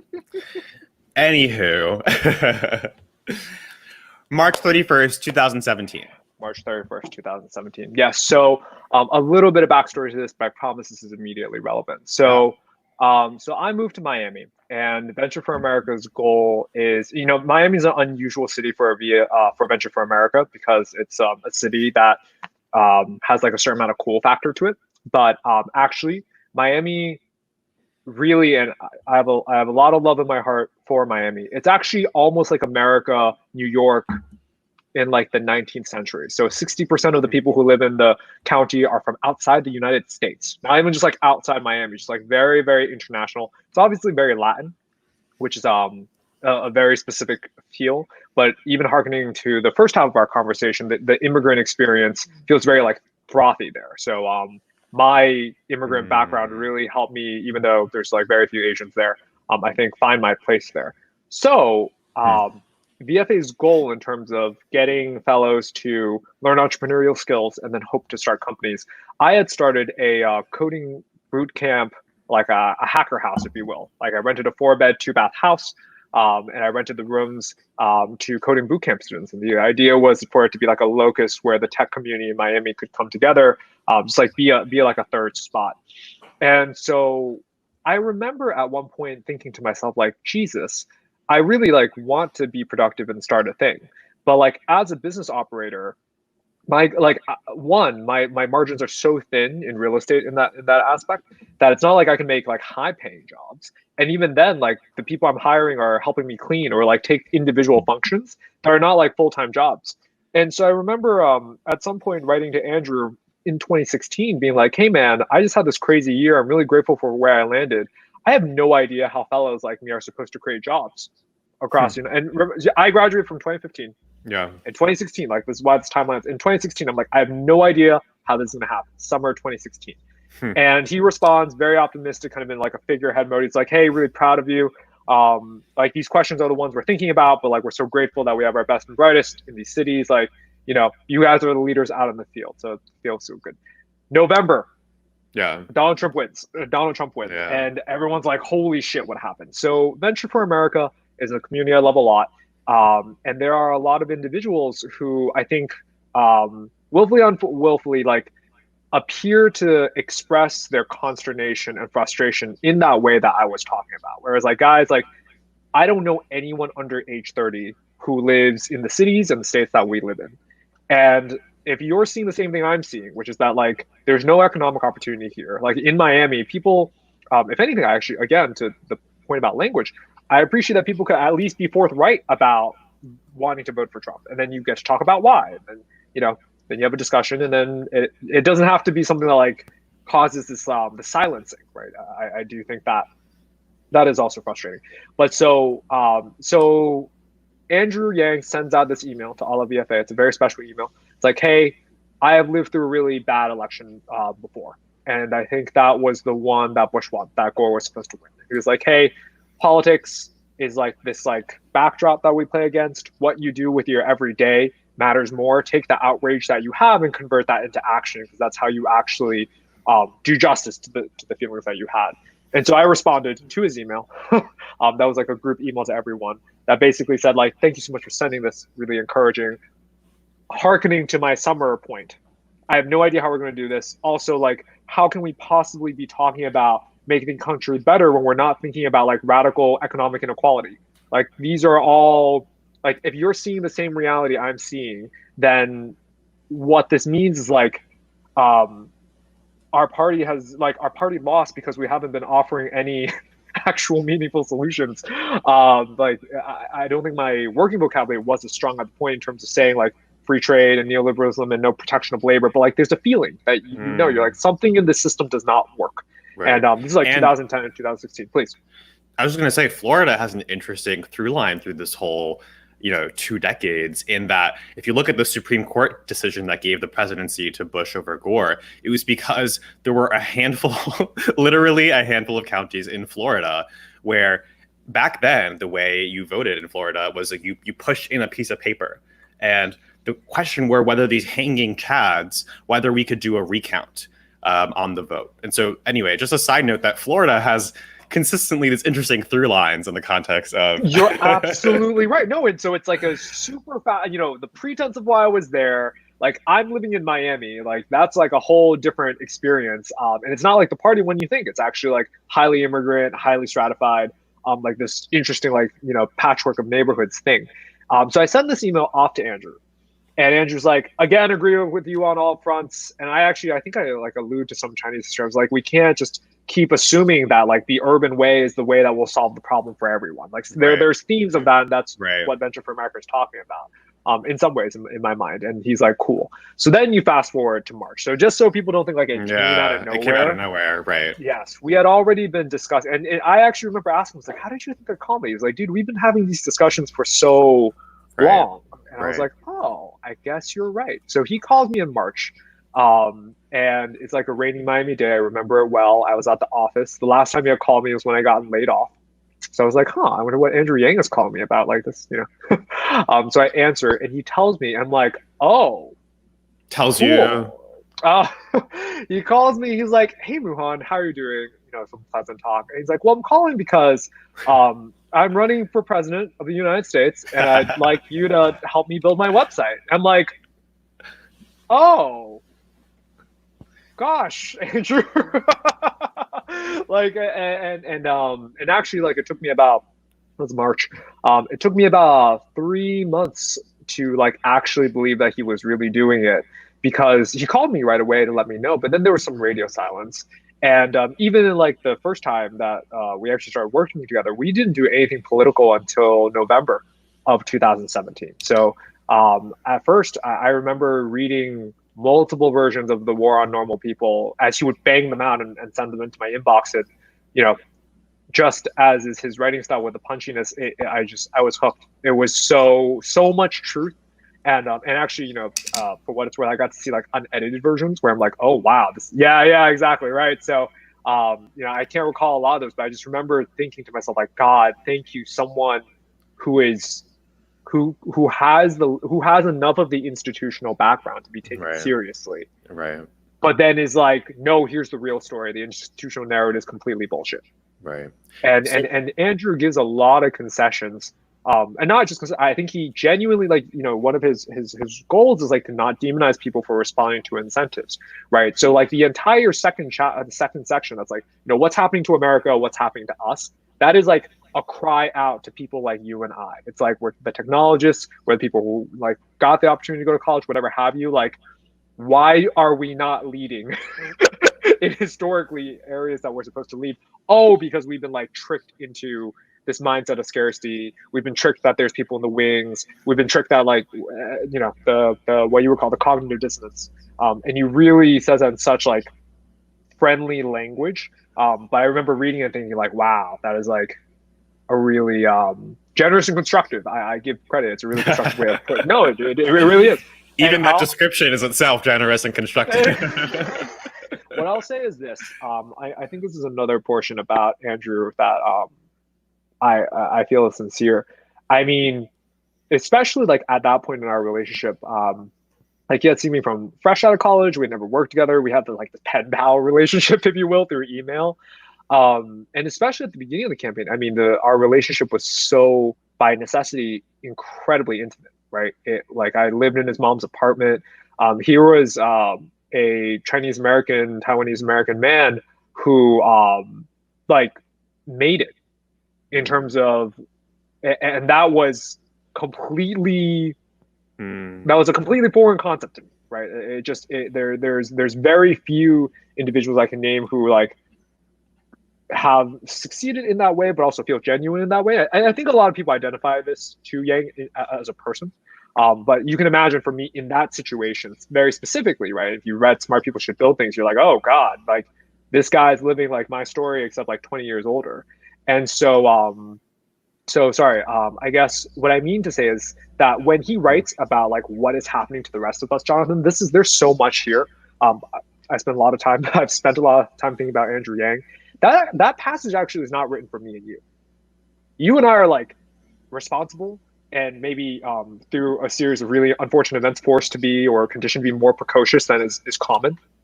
But like that passage is actually written for his peers. Mm-hmm. They're the ones who are making squillions and millions of dollars and then letting society fall to shit. And I think that's like what haunts me even more to say like, oh God, am I going to see my friends and my peers become that apathetic? And that I think is like, there's like does that make sense? Like that, mm-hmm. There's also a galvanizing effect to that. Like, oh God, like rage against the din, right? Rage against that complacency. Because then you really, you know, in some ways, I don't know what your beliefs are on having a family. I would like to have one day. And what that means is that like I actually, as an individual, feel like I'm very lucky because we have so much runway. Like you can genuinely build a society now and then still be around to like kind of enjoy it. And like be like, yeah, that's right, we did that. Like we forced, you know, basic income to be a legitimate topic. But for Yang, like it's incredibly personal, I believe. So okay. Yeah. Like phone calls about this website. Now, Muhan. Yes. Why the fuck would you say the website should be ubi2020.com? What the fuck were you thinking? There's so many things, Jonathan. No, it's true. It's like, and that's why, again, like, I remember hearing this for the first time, and I was like, whoever decided this was fucking insane. There's two things. There's two things.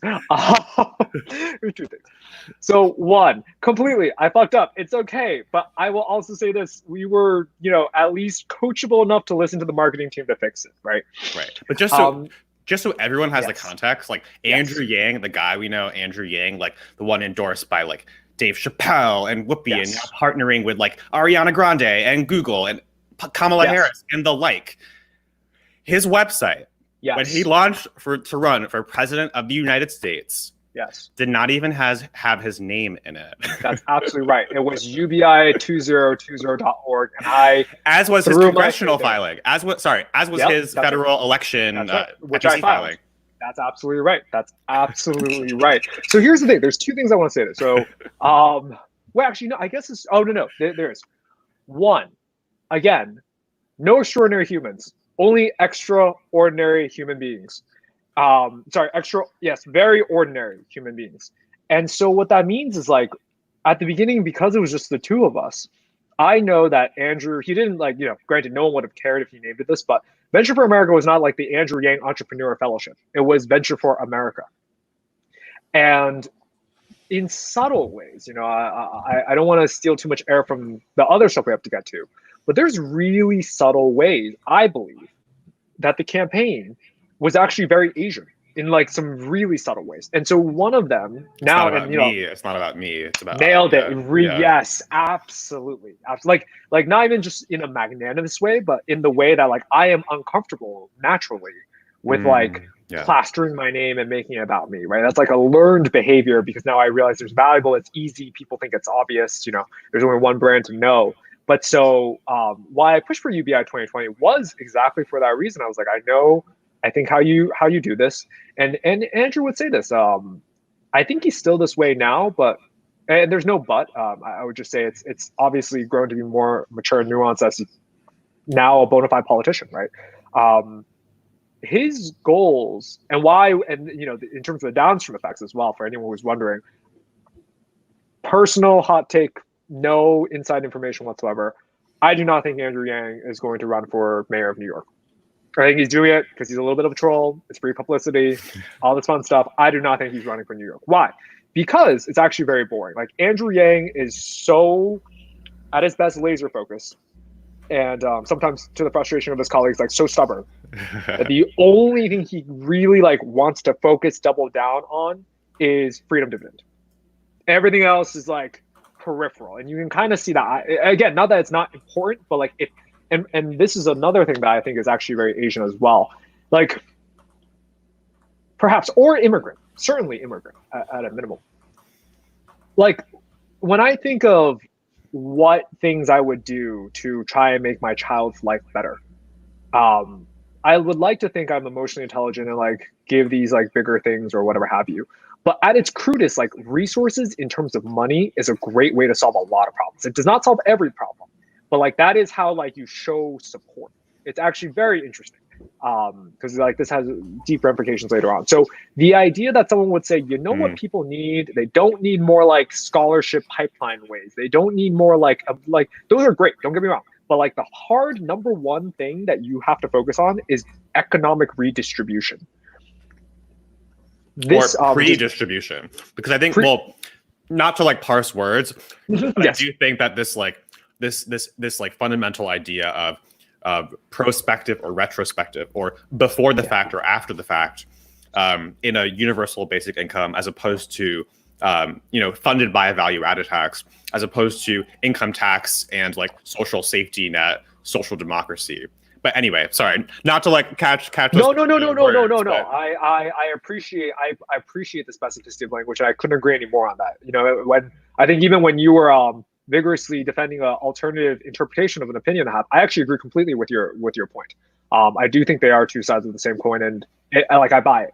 And so yes, and so in terms of thinking like cool resources, like money, like everything else, there was this line that I used at the beginning. I mean, economic justice is racial justice. It's racial justice is not only economic justice, but for sure, I think there's that is like the fundamental underpinning to it all. And sorry, so to come back to certain things that are like Asian about the campaign, about certain ways of thinking. So I would say that UBI2020.org, I felt like I know that I feel that way now naturally, like hesitant about self-promotion. And so when we were choosing it, sorry, to bring home that point, I don't think Andrew Yang is running for mayor, because as a mayor, you can't solve the problem of technological automation. And that is like the core thing he cares about. And so much as the only two direct ways are, one, continuing to be this national figure with, and that's the thing, right now he has a lot of freedom to continue pushing other people to go do this. That's a very effective direct way. Or frankly, he's in an amazing position to run in 2024 if we don't have a Democrat win this year. But again, then in 8 years, the guy's only going to be in his early 50s. Like it's all upside for him that I can see from here. So to go and like become a mayor of New York, which is a major city, major political post, but you can't actually solve the things that like genuinely is your core issue. I just don't see that happening. All right. Well, there's definitely at least some reporters in this feed, so let's not spoil all the earned media. Just kidding. Bad. No. Try to, more jobs. But so okay, so I want to do this like sidebar about the bank account, but we got to get to the. You know what? Okay, first I'll introduce your framing, what you call these 5 phases of the campaign. Yes. And maybe I'll let you actually. You'll probably do it more justice if you want. I'll just read first what you wrote and then let you go to it. Sure. Phase 1, the golden days, September 2017 to June 2018, 10 months, 4 employees. Yep. Phase 2, the trough of sorrow, July 2018 to February 19. You remember these 8 days months, well, 7 Jonathan. employees. Yes, this is my time. The trough of sorrow was my time. Yes. Phase 3, candidate market fit. Yep. March 2019 to August 2019, 6 months, 27 employees. Oh, yeah. Phase 4, becoming a real campaign. September to December 2019, 4 months, 192 full-time employees. And finally, phase 5, election year, January to February 2020, 2 months, 234 full-time employees. Mm-hmm. Now, I guess with these five phases Mm-hmm. as a framing, I guess one question that's come up a number of times from people is like, what's your kind of favorite memory, a kind of funny story, like, kind of a story from the trail. But like in the context of these five phases, maybe as a way for framing those stories or kind of moments that stick out to you. Wow. Okay. I'll try to do this in lightning round then. I'll try to do Phase this in one. lightning round. Phase one. Phase one. Phase one, actually really, really sentimental, happy memories. We used to go to this Michelin star rated restaurant that Andrew would always remind us of, called Real Kung Fu dumplings, steamed dumplings and noodles on 9th and 49th. It was right next to his mom's apartment. And I have so many photos from there because every time we treated someone, like, there was like a campaign informal dinner or whatever, we would always go there. Once we moved to the new office, we didn't go there anymore, but we had a lot of fun food adventures, like Schmackeries and Hell's Kitchen. Very intimate, very like real people. Stage one. Stage two. Trough of sorrow. Jesus. Trough of sorrow. I'll take a cop out because there's three more memories. But I would say certainly the trip I had with you in New Hampshire was a highlight. And I think like okay, actually here's another, here we go. There's even more. So generally on that time, I actually still worked events, not too often, but I did work a couple. So there's two, but all kind of in this theme of working events. No one showed up. There was one with me, Don Sun, and Andrew. So just one. One piece of context for everyone, because this is not how a campaign. This is not like how a political campaign works. But the way it worked for us, and Carly and I actually put together this like Instagram, literally called Startup Politics, just because we're like, that's what we're doing. But right. Different people would run different events. And so like Andrew would have to go speak at a fundraiser or speak at an event in Iowa or what have you. And there was basically one person assigned to like carry this big duffel bag, have the swag, have the money bag, get the signatures, like be the sort of like only other person other than Andrew kind of in the room. But yes, keep going. Yes, no, completely. So one's like hilarious memory and then one like very happy memory. One was when we went to a Asian fundraiser, like 25 people, and we did not make a lot of money. It was me, Don Sun, and Andrew. And the Chinese people at the restaurant were so kind to me. They like custom made a dinner for me. And we were like all talking in Mandarin. And I could just sense that like uncle and auntie were like, oh, this is so nice what you're doing. You have no shot. And then a similar one to that one was I've talked about my mother multiple times on this video call. Happy Mother's Day to all the mothers out there. Obviously can't do it without them. And I speak to her in Mandarin. And so there was this one event where I got pulled along for no reason. Like truly, it was Zach was supposed to be, and Zach was there at this event. So I just got pulled along because I was Chinese. And I had to instantaneously translate like universal basic income, value added tax to like a realm of Chinese people. And that was crazy and happy memory. Cool. Stage three. Oh my God. Stage three is a happy stage in and of itself because we had money and we were real, right? So Joe Rogan coming on in. Yes. So again, for like context around this point is Andrew gets on Rogan. Yes. And so, yes, continue. Yes, actually, I remember this memory very well. This lots of happy memories in this one. But the one I'll say is this. I remember at one point, because I helped start the bank account, and so it's only between Andrew Yang and I are we the only two people who have complete financial observations of everything. Like no one was blocked, but no one cared to, right? Everyone just like did their job and like I looked at it. And so at one point I remember it was me, Andrew, and Zach, and I spoke to Andrew and I was like, wait a second. If this fundraising from Rogan continues, then that means by the end of the year, we're going to be like a $10 million, to show how naive I was like, we're going to be like a $10 million organization, 2019. Right.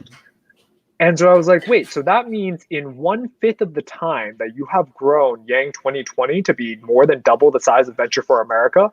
And you could just see this shit-eating grin where he's like, that's right. That's right. Yang is back. I was just like, nice, right? Because like, it's one of those things where like unless you come from the entrepreneurial world where you realize what the numbers mean, like Yang is, I mean, there's a reason he was named Math, or like he called himself Math or whatever have you, because like the numbers are very, very clear. So that was a very happy memory. So just because it's very personal to me, the trough of sorrow is very personal to me. You just made me think of one story that maybe is escaping me now. There's many, but it'll come back to me. It was just very apropos of what you just shared. Please share it when it comes back, because I know my stories and I want to know which ones have So yes. So I remember, and there was like a New York Times piece I think about it later on when he ultimately qualified for the debate or whatnot.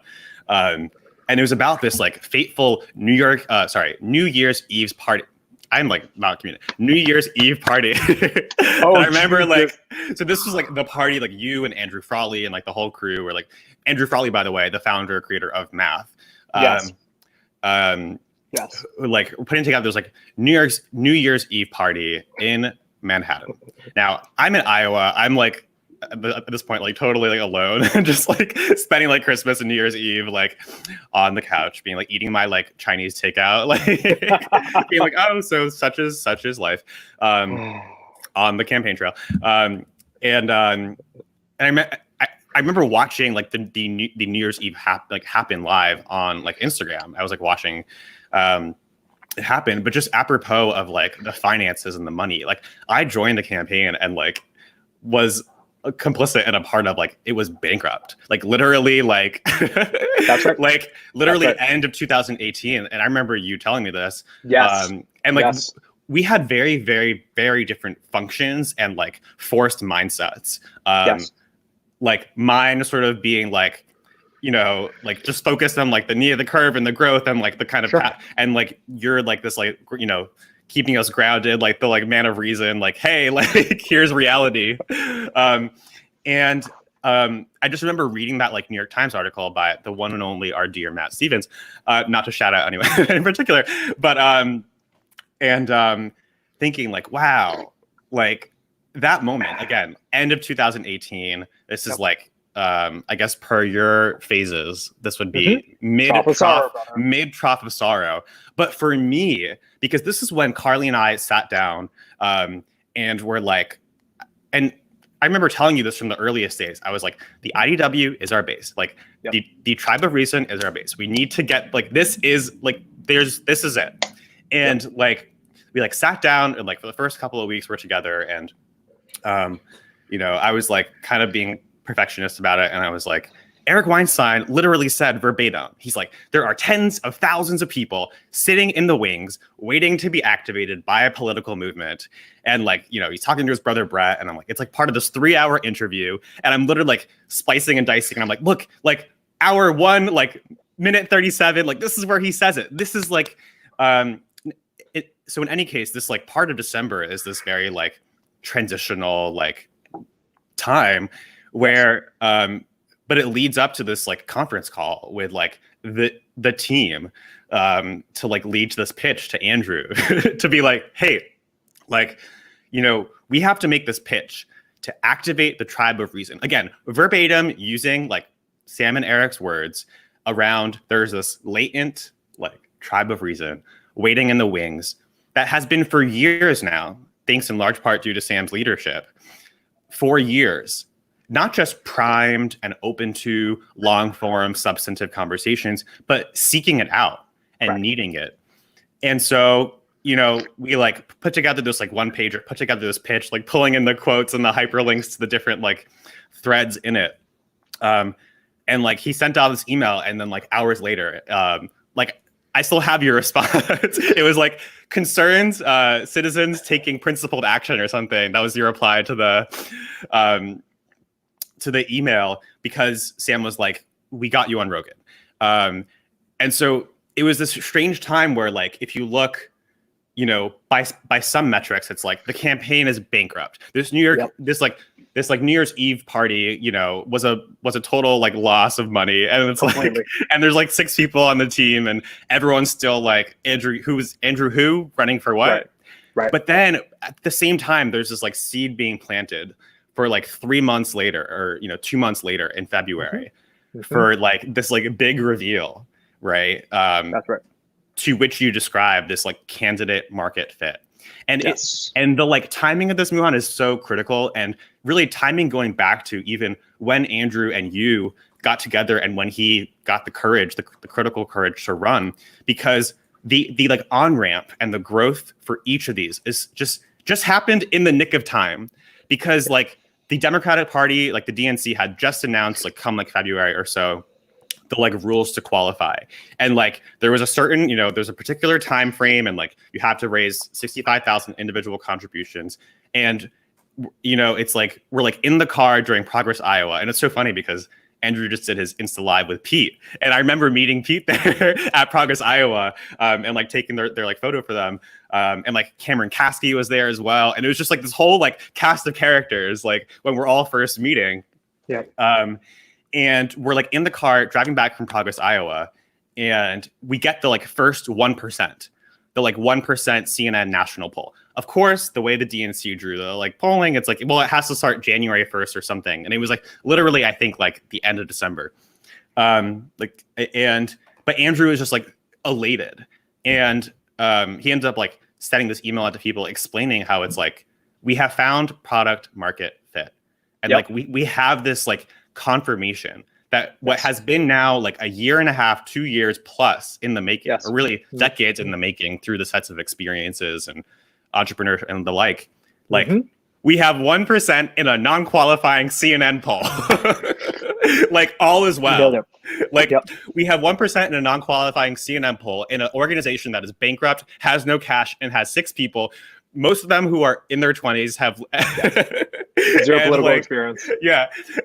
But like we're all together in this car, and I'm like, you know, I don't know how to drive, and I'm like almost like, you know, killing us on the road. And it's just like, we have arrived. The world doesn't know it yet, but like, boy, are they in for something great in like literally 6 months from then. So anyway, just had to interject because the like trough of sorrow is very personal to me. Of course. And what I'll say is this, you know, Jonathan, I love, because I've heard bits and pieces of this from you. I didn't realize I responded to an email that you sent. I was like, wow, that's great. I'm glad I responded to that email at the time, about like concerned citizens, or maybe you weren't saying that was me. Oh no! So Andrew. So after we like got together, got in this conference call, made this pitch, Andrew sent an email to Sam and Eric, and the like pitch at the time was about like, we were like, you know, I was like, bring them to Iowa. We have to do an event in person in Iowa, like activate them in person.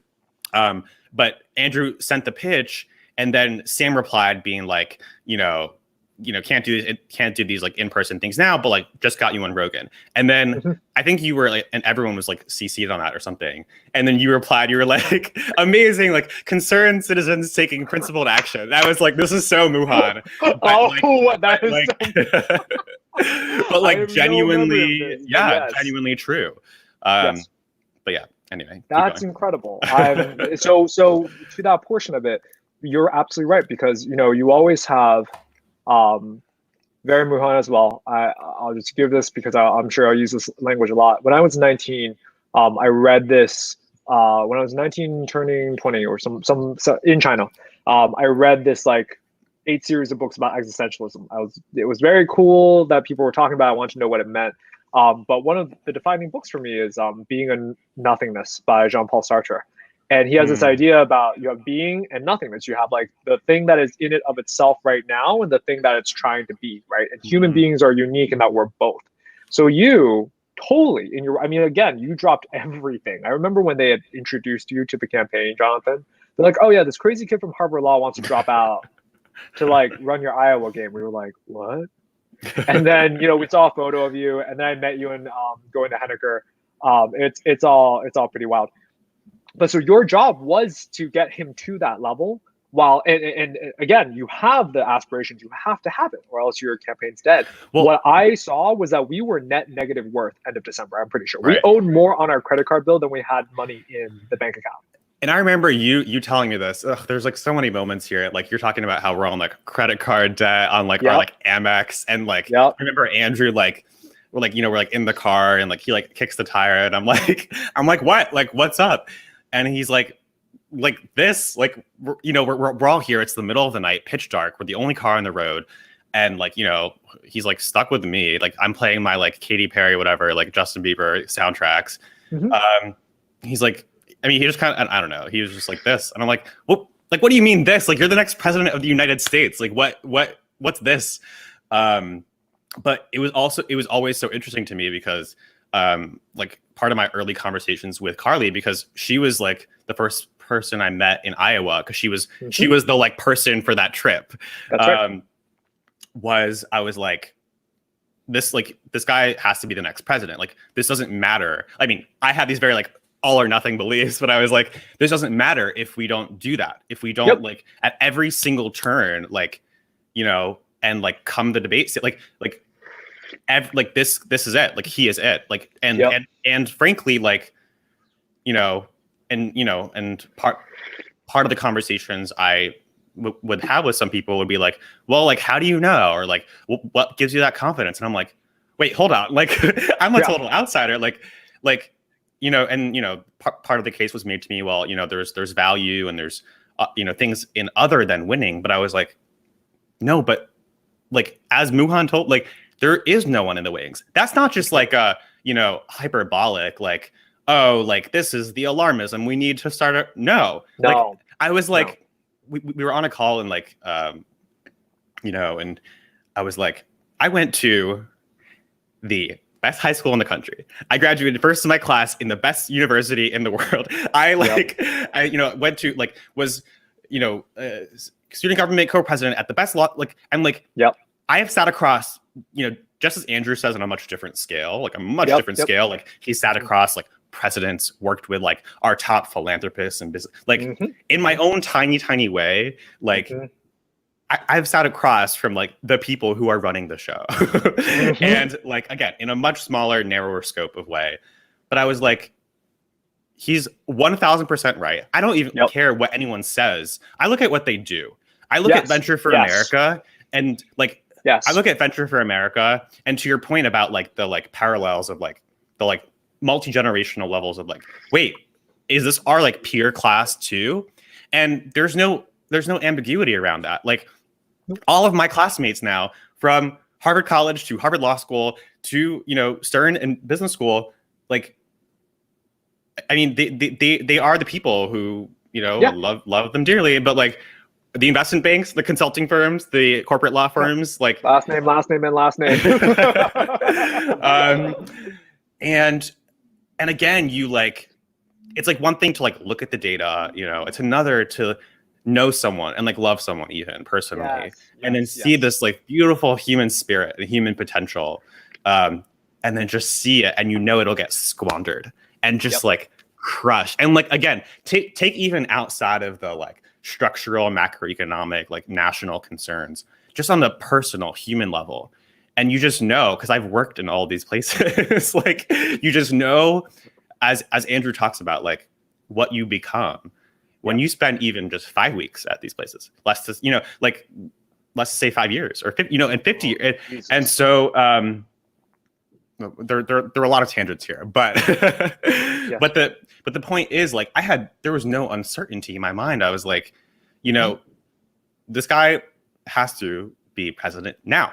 I was always like perplexed, confused, frustrated, would never accept anything to the contrary. I was like, no, like, if you want to make a state, as he said, like, go write a book, write a white paper, like, there, I mean, again, not to put a knock on any of these things, and progress made in countless ways, but I was like, again, going back.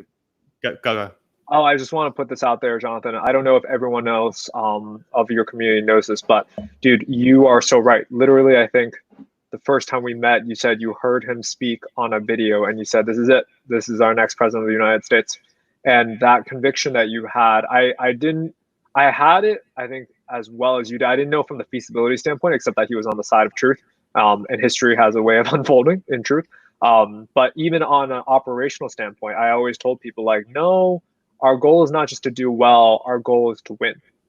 And that meant practically signing leases until November of 2020. That meant like thinking through technology infrastructure decisions for 2020. It meant thinking through like expense reporting and like how to do onboarding when you go from all those places. Like those were things that my entrepreneurial like startup career had taught me to do.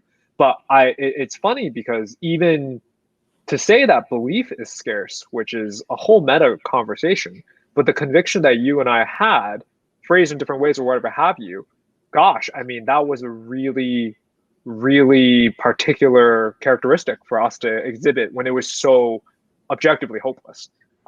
Like again, not there was no. So actually, I think it could be helpful maybe to even ground like what does the scarcity look like? What does it mean to run a presidential campaign on credit card debt with like like it's like so. Yeah. And like we should just like toss in like the best examples that come to mind. One thing that just comes to mind for me is we would eat like I think like again this is no knock on anyone or anything. No. Best experience of my life, and I don't want to put words in your mouth, but like we would eat Kind bars for like dinner and breakfast, and then like so we would like go to the gas station and then like it'd be like it's on like Papa Yang is like treating us and like and we're like oh my god, and I was like oh my god, like I also want to get like a tuna sandwich because I have this 3 hour. No, seriously. I was like, I know.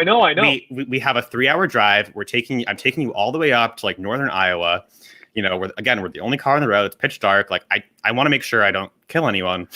And so like I want a food supply. Like I need sugar. I need a slushie. Like and I was like, no. Like I'll get it. Like seriously, I'll get it. Like, and we would it was like a $7 like tuna sandwich, and like it was, like a freighted like decision, like or like we would stay in like Airbnbs with like no Wi-Fi and like 4 to a like I think and like you probably have more again just like give some more color because it's like one thing in the abstract to be like oh like running a tight ship and like going against all odds, but like again, because language has been so abused and misused, and even words like leadership or like, these words have been robbed of their meaning, and like we just like live this in such like stark, real human terms. Like, truly. Let me see if I can give some examples. One example that comes really close to mind is rent. So our rent for our lease at the time when we were in one office was $6,000 a month. And to, if I recall, and I could be wrong, so don't quote me on this. I think our bank account statement at the end of 2018, according to the FEC, was about 10K. And we had outstanding credit card debt. So I remember getting so excited because we used to pay our rent by check. And so because the building was rolling out the new rental payment system, you could like finance it for 30 days for like a 1% processing fee. And I remember going to Andrew and be like, oh, look, how great is this? We can get like 30 days extra to pay our rent. And like the transaction cost is really reasonable. And he'd be like, oh, okay, cool. Like that sounds good. That sounds reasonable. And so that's why I believe, if I recall, that by the end of 2018, if we had paid all our debts and our credit card and all that stuff, then we would have been negative. We absolutely would have been negative. For a super fun fact as well, I mean, so we are not a real org in that we have no assets. We have no established P&L. God, I got rejected by American Express so many times to have our credit limit got bumped up. So, please. So the like presidential experience is like fascinating and in its own right. But then I had a separate set of experiences around the congressional, and I just got to the point where you said opening a bank account. Yep. And I remember you and I talking about this because Muhan, I went to the bank because, you just look at public records. I went to the bank that opened the account for Representative Nadler, the person I was running in the primary. I was like, I don't know where to go, but like, I'll go to the bank that's already done it for the person in Congress. Muhan, I was stalled and I called you during this week. I was turned down by like so many different banks. I was stalled and like gaslit for hours. I would sit there for hours. And they would just be like asking all these bizarre questions, having me fill out all these forms, do all this bizarre background checks and paperwork. And I'm like, I'm trying to open a fucking checkings account for a congressional campaign that like, again, your branch Yep. literally opened it for the incumbent sitting congressman. And I remember like you're and I, my conversations at this time, and I mean, you can't open a fucking bank account. No, it's like literally no. Seriously, like that is the level. Like it's that basic. I mean, if you really, between getting excited about putting rent onto credit card, between, like in terms of even more brokenness, like I remember after the holiday party, like in early 2019. I mean, our campaign was excited to try and get like money back from a deposit we paid for the party because the party was such a financial failure. And then me calling the bar and then being like, no, like, sorry, like you don't get your money back. I don't know why you thought that. We understand that your party might have underperformed, and so we will give you a credit to the next party. But like, no, you're not getting money back from this. And I was just like, oh my God, that's, do you see what, like, in terms of cognitive, like that, like, again, a few $1,000s, large amount of money. But by the end of 2019 to the beginning of 2019, that was the difference in scale. At the beginning of 2019, like the candidate was asking me to like follow up with this bar for maybe like $2,000 back in a deposit that never existed. That was, again, and this is me reading between the lines, like that's how badly that money was needed, that the money was never even offered, but we needed it that badly. And because in terms of a credit card, in terms of banks, all this stuff, what this really boils down to is campaigns normally don't have credit cards, because to have a credit card, you have to have a person who's ultimately responsible. They need the social security or the EIN of someone. And in this case, this was personally backed by Andrew Yang. So when people ask why like Hillary Clinton could end her 2016 race and also her 2008 race like in debt, it's because she individually backed the cost of her campaign to go do those things. And that's like terrifying as an individual to be $2 or $3 million in the gutter. And so that psychic strain, I think, even to what we were saying earlier of you being in Iowa, like really pushing to grow, I could super, like, both as a function of my work and knowing the particulars of what this clause and what that decision meant, was that all of us were putting, Andrew was risking his own financial credit and his family's credit, like truly in a legal way, to run this campaign. And then to see our dollars like have that outflow and not that much inflow, you can only, and then he has to, in his role, like he had to maintain a certain composure with us, right? He couldn't be freaking out to us. So you can only imagine who he was freaking out to and what way he was freaking out. And I think this is what you were saying a little bit earlier, Jonathan, but like the fact that he even had that, it sounds like maybe a moment of vulnerability where he's like, this is not great. I did not get to see that often on the campaign, especially as like we actually grew other teammates, but you can like read between the lines, right? Yeah. So that was so I'm trying to think like other examples that were, I mean, this one it's colorful. I don't know if it's related to the campaign as much. Like Andrew Frawley had an inflatable mattress in the office that we kept. Because the idea was like you wanted to be able to fall asleep on the office and then continue working whenever you needed to. What else was there? Gosh, I lived in some bad apartments during the campaign, but that was like scarcity mindset as an individual. Maybe if we come back to that question, no, nothing immediately like super exhibiting of the scarcity that we were in came to mind beside those examples that I gave. Totally. Yeah. Okay. So much to pull on. I'm trying to bring in also some questions that people are asking and that Sure. are being written out. In a similar vein, do you have a most humbling moment from the campaign? A time when you were perhaps really bullish on something, but eventually came to reassess? Really bullish on something and then came to reassess. It's something you may have thought you were super right about, ended up being super wrong, or something humbling was the question. Humbling. I'll say this one. It's probably not the best example, but I'll give one out and I'll come back and revise it later. Oh, and I have one top of mind too, so go. Yes, perfect. One for sure.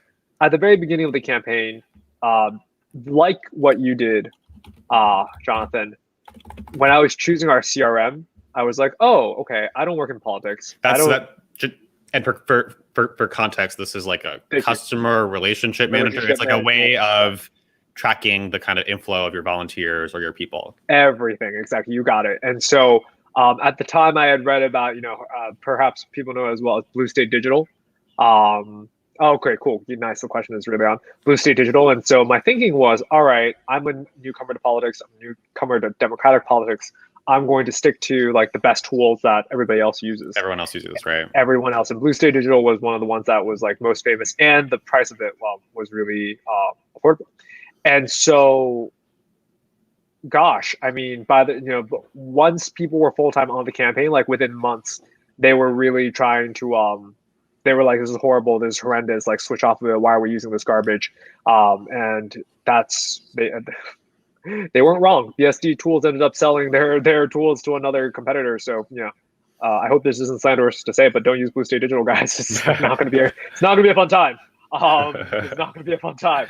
And that was, and I think the other thing too is in the way my brain works. Like I try to look for the upside and the what is correct in a system. So I think for a lot of times on the campaign, I was like, hey, I know like Blue State Digital is not great, but it's like it's the 500-pound gorilla in democratic tech.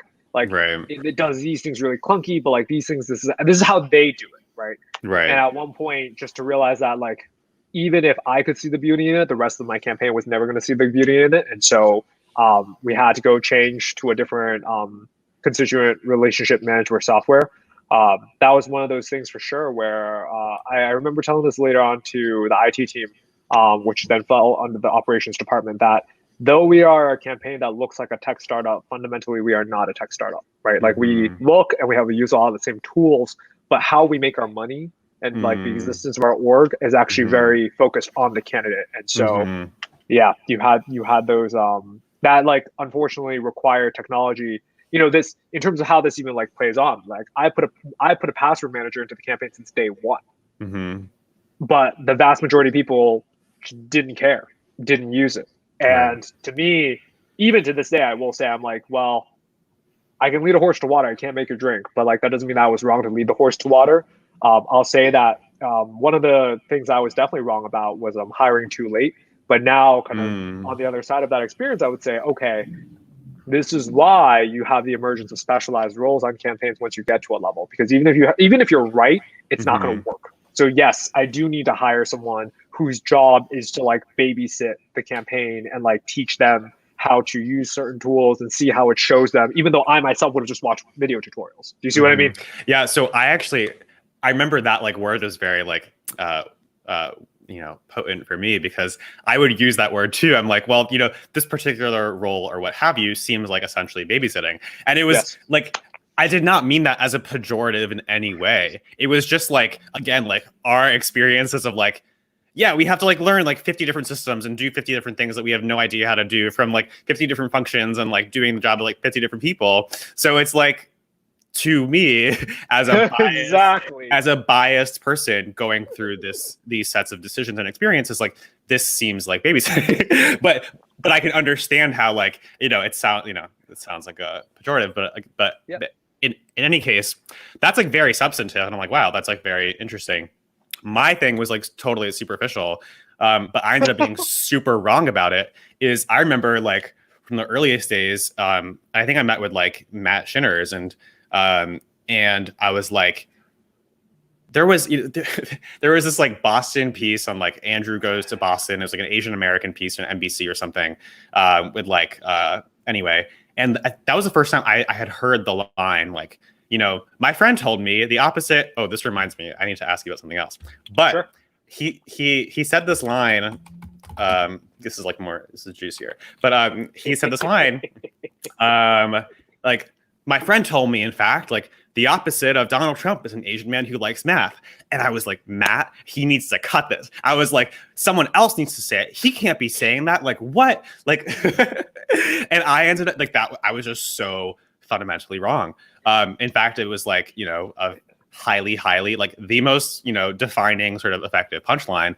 But like, I remember that being humbling and kind of referencing that mistake, or my like kind of misperception at like various junctures, and being like, you know, again, like Andrew's kind of the like architect, like visionary behind it all. And it's like, you know, like certain things kind of like materialize and happen and evolve. But yeah, at first I was like, the candidate, like, sure, like have a surrogate say that, but like the candidate to say that, I was like, no. What I'll say though is this, Jonathan. I mean, I would like to cut you slack on this because I know like that's like a fascinating example to bring up because I would actually argue the jury is kind of still out on that. I think I did see someone, you know, I want to make sure we talk. We're already at 2.5 hours. Someone had asked me about like the Asian American portion of it. Yeah. And again, I have no affiliation with Andrew Yang. I am Asian American. I cannot speak for an entire people.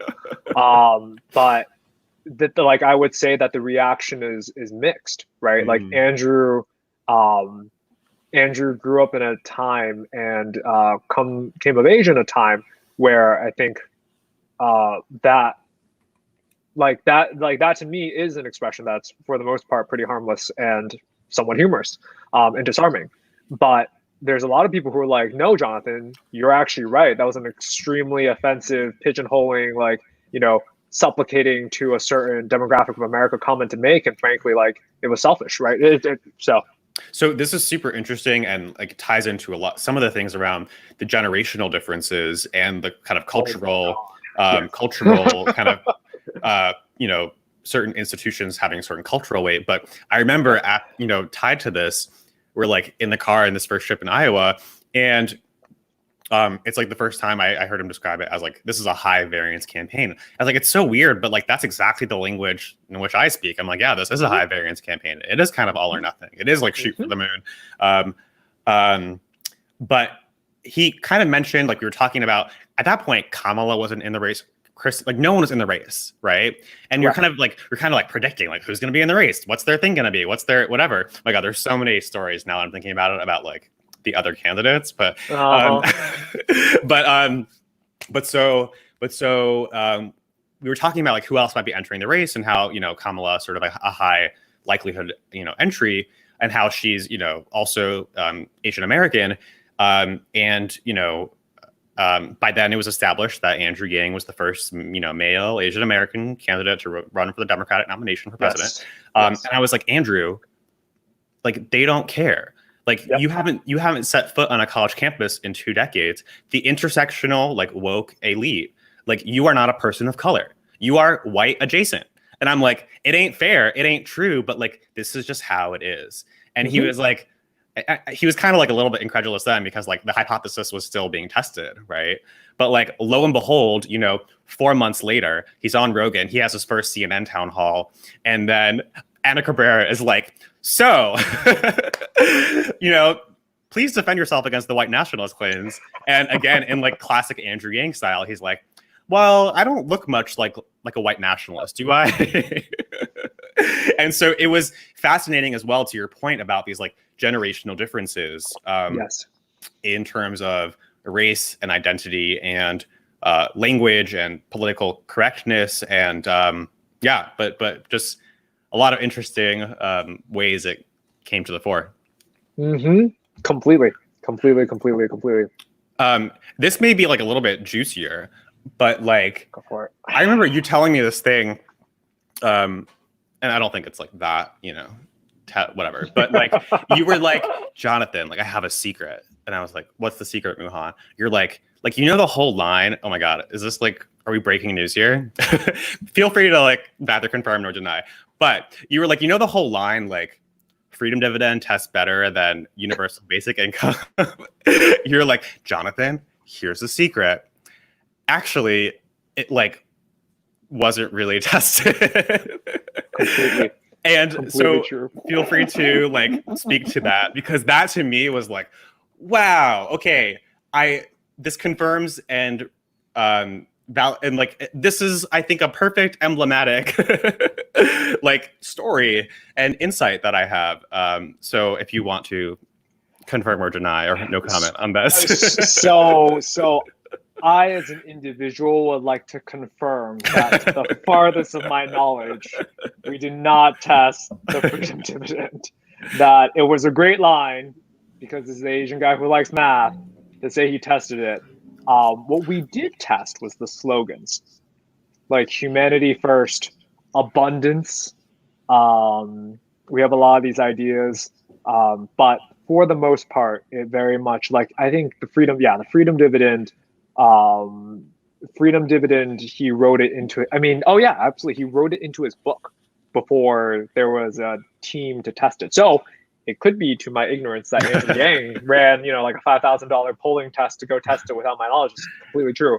I personally do not know of a test that actually confirmed by any degree of the and frankly, we've talked about the particularities of language and words, and one can in fact conduct a test amongst a peer of 5 individuals, and so but I just thought this was like, again, wow, like pulling back the veil, a great example of like what skin in the game looks like, what courage looks like, what leadership looks like, what a visionary looks like, and all these sort of interesting, like, downstream sort of manifestations. How basic it can look. Yeah. Truly. Yeah. Right? No, like it's I mean, I alluded to it with one of my biggest takeaways, this idea of there being no extraordinary people. But I think, Jonathan, like you and I can both imagine, like we work together, we're all just normal people. Like, I have my insecurities, I have my hyper particularness about language. I've been told by people before I'm very protective of my time, which is absolutely true. I have some very like thoughtful ways of existing in life. And so you can take that and you can imagine that to a group of people who are working on this thing that no one believes in. I mean, truly, just to even put this out there, like actually, this is a funny story. 2018 midterm elections. People are coming to our party, our midterm watch party, without knowing who Andrew Yang is. Like, I literally am riding the elevator up as I'm like grabbing beer and snacks or something. And they're like, "Oh yeah, I'm here like for that viewing party with Albert Chang. He's running for like governor of New York." And I'm like, like, right? Andrew was saying he's running for president. They're like, of what? Like, it's just right. it's so unadorned. It's so right. Extremely like just raw and naked, and it's empowering if you have the right mindset, but otherwise it's extremely existential. Right. And I always, to your point about courage, to your point about what Andrew did in terms of like, again, skin in the game, using his own money, like right. I'll say this, I think it's a pretty open secret. Like, Andrew Yang is not Michael Bloomberg. He does not have billions to, right? And again, kind of thinking about the generational thing, especially in that group that I do not belong to, but I think you and I are both like adjacent to, because we're young, promising people, whatever you want to call it. There are like multi-millionaires, like deca-millionaires, who don't consider themselves really rich, who still like, one of my friends, it's very funny because we lie on different ends of the spectrum. I respect him greatly. Similarly, I'm the type of person who in 2017 joined the campaign, while this alternative viewpoint that he has is like, no, you can't affect meaningful change until you have at least like 50 million in the bank. Right. And I think especially with Michael Bloomberg, that demonstrates it's like, actually that's false. Yeah. Because you want to know what is scale. Like, you can print money, you can't print courage. Yeah. And that is extremely sobering. Like, that's the fact that we truly cannot believe in any institution anymore. It is just individuals, and like these individuals, like we all face our demons. We all have these things that hold us back, and like any individual thing can trip us up. That's the thing. Like truly, right? Yeah. If you had fell into the wrong school, if you got addicted to the wrong drug, if you had the wrong relationship, if you weren't able to climb out of your own like hellhole of whatever it is, and just it's extremely ordinary. So there's so many meta levels of this, because one thing I remember saying, and this was just true, both in the context of our experiences in the campaign and things we were fighting for, was I was like, again, enlightened self-interest. Like, I need a UBI. Yeah, I was totally. like, my life would change fundamentally if I knew Absolutely. that I had a stable, secure, like, passive income. Mhm. So that was always omnipresent in like all of, the reality of the whole experience it was like, we're fighting for this for ourselves Yep. too, at least, in my own I feel experience. exactly the same Yeah. way. Yeah. I feel exactly the same way. And there's so much I want to get to, but I'm also like, I hate to say mindful of the time, but I am somewhat mindful of the time. No, we should. We should. Feel free to direct me whatever's constructive. Okay. So I'll toss a couple things out there, and then you kind of, play with what you want. Sure. One is like, not only, Muhan, is it like not a public secret, and this is all public record, that like Andrew Yang is not a Michael Bloomberg, but like also literally, again, just in the context of gaslighting. I think gaslighting is a very important thing to reckon with. The billionaire, techno-libertarian, Trojan horse, white nationalist, what have you, from the halls of the New York Times to MSNBC. We didn't even get to talking about MSNBC and what the fuck was going on there. To, I mean, like, there's a level of, again, in the context of like, who can you trust? What institutions are there? Oh, I mean, Jesus. the level, like those. I mean, I found these attacks so hurtful because they were so literally the converse, literally the polar logical opposite of the truth. There wasn't even like any like nuance or ambiguity or like kernel of truth to it. It was literally just on its face. Again, similar to like what the state of New York and the Democratic Party is doing now. You're trying to kill people. There's a headline yesterday, like, are you willing to die for Andrew Yang? And it's like, Jesus. This guy is saving lives. It's like, so there's this one area of like, gaslighting and how you cope with, or how you think we collectively cope with that. Oh, wow.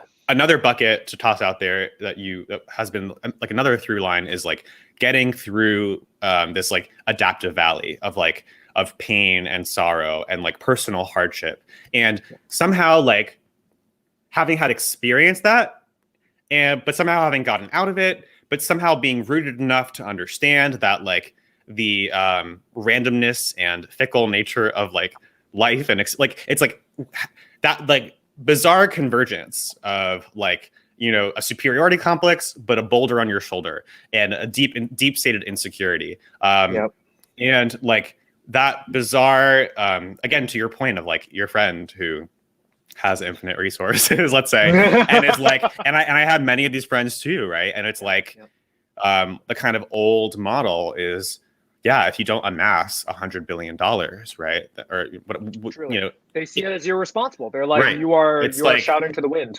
Right.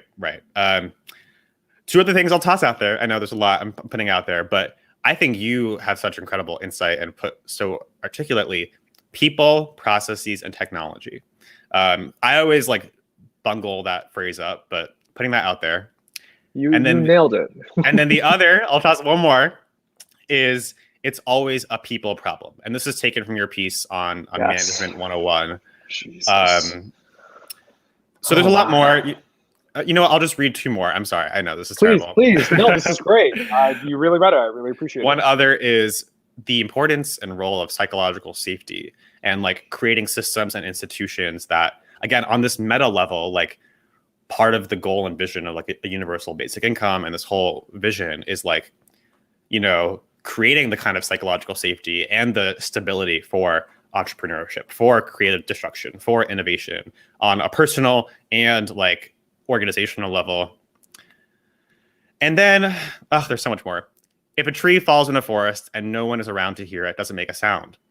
And this like tension between the Eastern and Western philosophy, like Confucius, versus like Adam Smith, let's say.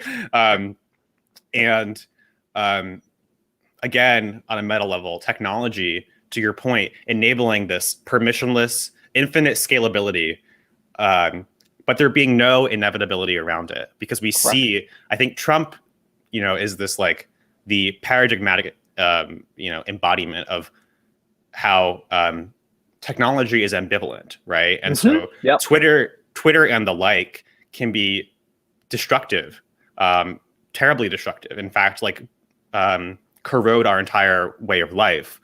And I remember saying this to Andrew, like in the car once in Iowa, and I was like, literally, like the thing I'm most impressed by, you know, everything else aside, I was like, none of this impresses me other than the fact that you've somehow made Twitter this like vehicle for positive, like, you know, uplifting, value adding love. And I'm like, that's literally impossible. And okay, so go. Sure. No, Jonathan, Jonathan, like, just a little preamble. And again, I say this sincerely. I'm saying it on the air right now. I trust you, right? And you have kindly, I think, I gestured me in a direction, but you've also given me the space, to, like, say, what things will be said. So what I mean by that is I appreciate that, and I hope I'm like reading between the lines well in some of the questions you're asking. And so I'll speak a little bit, and this is actually kind of speaking to, fast forwarding a little bit to candidate market fit, and then becoming a real campaign, and then election year. I mean, that's really the stuff that, frankly, like most of the people here then heard about us on, because the first are much more self-indulgent. So candidate market fit, just again to like put it out there, is when our candidate finally found something that was not just like calling individual rich people and asking them for money. Because that is soul breaking. I mean, that's like a whole nother discussion. Like, you're a candidate now. Your job, when necessary, is to get constantly rejected. I mean, truly brutal, thankless, and to stay like chipper and keep inspiring your team. You're like supposed to be a figure. So there's that. And so that was candidate market fit. We finally found the group of people who like we spoke to, and they got it, and they showed it to us with dollars. Becoming a real campaign, I've joked with individuals that at the end of 2018, I was miserable because we were so under-resourced as an org. So like by the end of the campaign, my department was 8 full-time people. So we did all people, processes, technology, right? You needed bank account, you need reimbursement, you need income, you needed like, that was all. I mean, I remember actually even in January, this was just a few months ago, which is insane, that at some point I was like, guys, we own every platform for people, money, and technology. Let's freaking own it. And what that meant, like, what from a constructive standpoint, was like, hey, what's that? If you want to get your relocation reimbursement for moving to Iowa to go be a field organizer, we could actually delay your payment of that unless you enroll in our online education portal before you start work. No, like it truly, when I realized, like, I was, wait a second, you cannot touch anything with this campaign without something that either my team or I myself kickstarted. Like, people would show up and be like, "Oh, you're the guy from the video," and I'm like, "You watched that video?" Right? Like, so wait, and then me, I'm like, "There's a video." Yeah, right? Like, that's why it's like, there's like, I mean, there was 5 campaigns really. There's like one mega arc campaign, but then there was really like 5. And so when you got to so like at the end of 2018, so with all those functions, but at the end of 2018, I was already doing all that. Like, I don't know if you remember Expensify. Expensify, our credit card systems, our bank account systems, like our email admin. Like, you need like our CRM, like anything that was almost like plugged into a electrical outlet, you need to go through me to do with anything on the campaign. Right. And so that was a horrible, horrible time. I was not doing any of the jobs particularly well.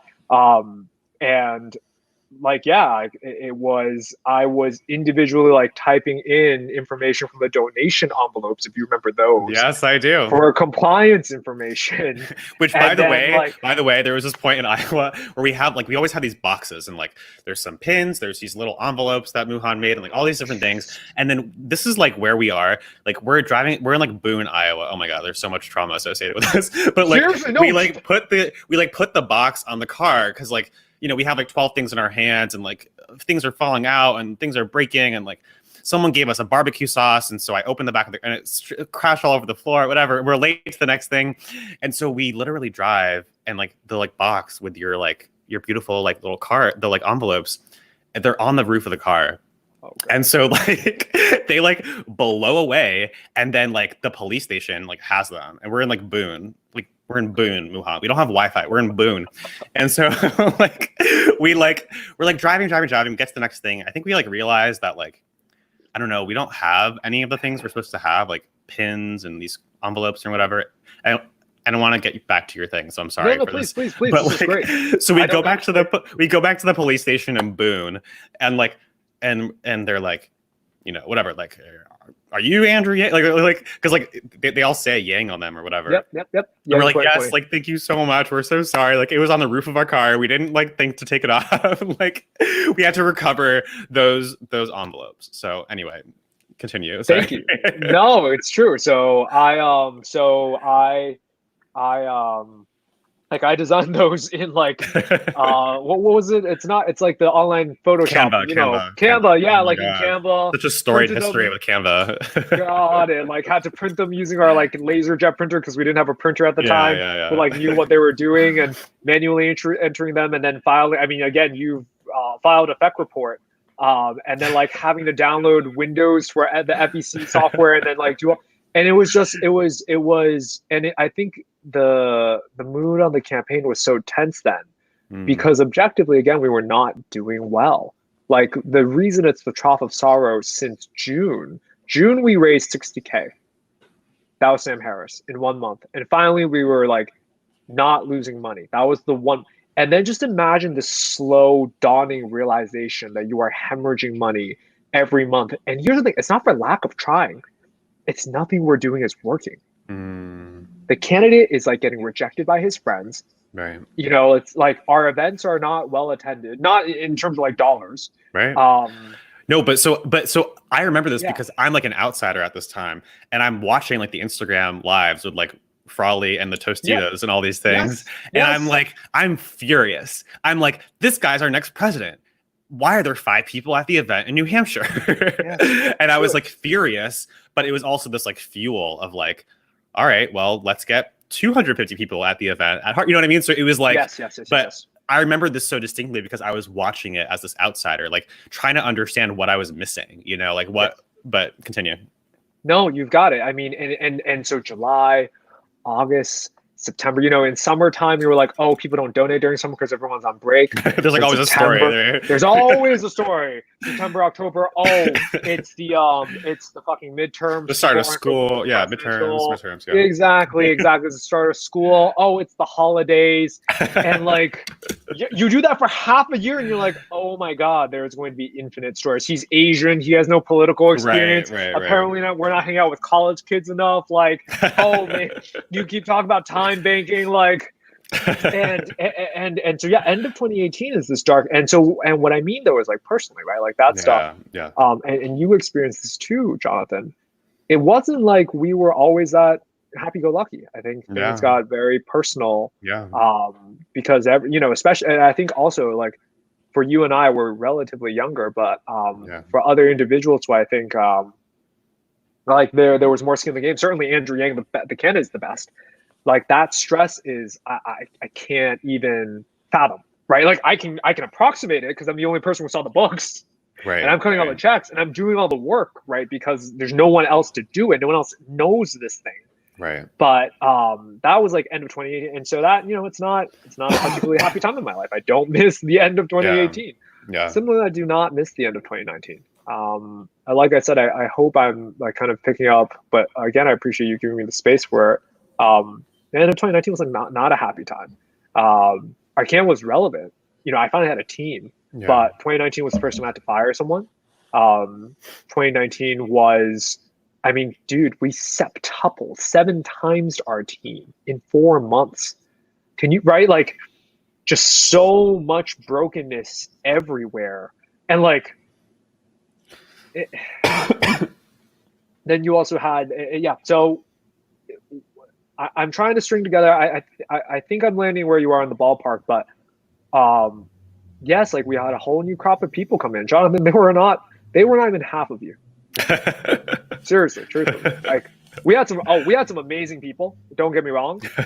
But I would be lying through my teeth if I said every single person who hired was a rock star, right? Like that it's like Andrew and Zach made fun of some of the consultants we got on their own podcast. It was like, wow, that's pretty ballsy of you to do, but hey, right? Like now I kind of see it's like, oh, now that we've got the money, many of these individuals who are not motivated for the same reasons that you and I are suddenly here.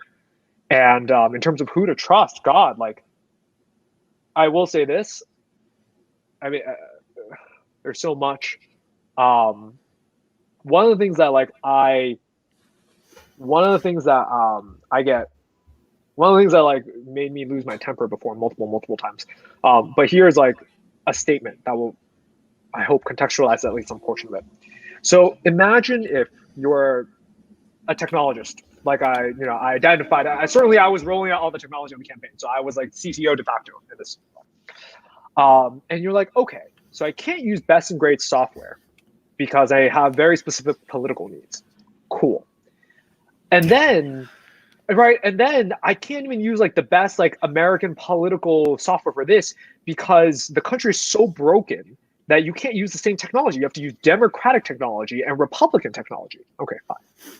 And then you have this thing where like, frankly, you have to have some degree of, stability in order to go work in politics. So this is, just from a racial standpoint, I was first employee, and then the next 15 people were all white people of a certain background, perhaps, maybe. I've never spoken so racially before the campaign, but now I understand even why like other people use the word racial, because it's such a shorthand. You're like, like Jonathan, like you are Jewish. Back before I like understood the difference, right? No, like the Jewish experience in America and like difference between WASP and all these things. It's like you have a much more similar experience to me, but now I understand why people say like, oh no, like this is what like white means, right? It like is a certain entitlement, is a certain presumption of resources, a certain carelessness, or whatever have you. Like all these really human things got magnified when the stakes became bigger, when the money became bigger, when the timeline became more crunched, and then suddenly when we were like more of an attractive organization, right? Which is great because now we're relevant.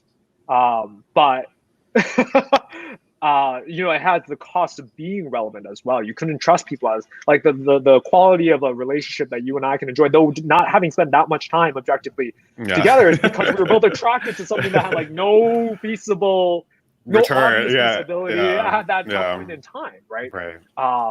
And so again, like, I'll even flip this back to you just to see if I'm like landing with where I think your head is at. But imagine seeing the organization that you experienced and then having people who like relate to it and think about it and feel about it and frankly maybe don't care about it or like misuse it or mistreat it in a certain degree, and then also have like a certain cavalier attitude or like a certain pompousness of like, oh, we know how to do this, or like, oh, like you should be doing this, you shouldn't be doing it. Does that make any sense? Like to have so many opinions and to really have such a different relationship to this thing, frankly, that we built, or at least help build, that's like certainly a lot of the idea of it's always a people problem. It's always a people problem.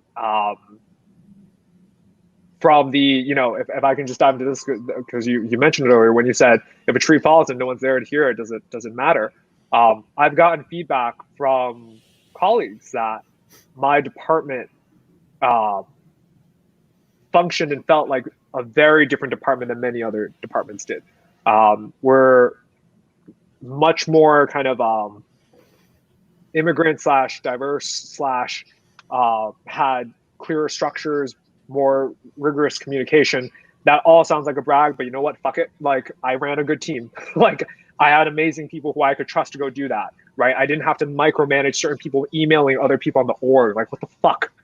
I would always say, I pay you too much money to micromanage you to that level.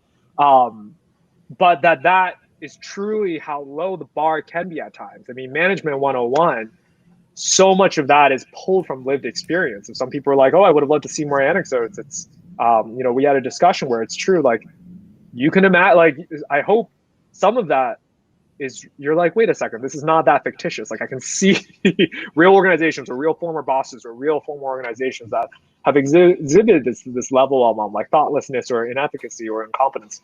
All of which is to say, not to get into a dark point. I know we're at 3 hours and 3, so I definitely don't want to end there.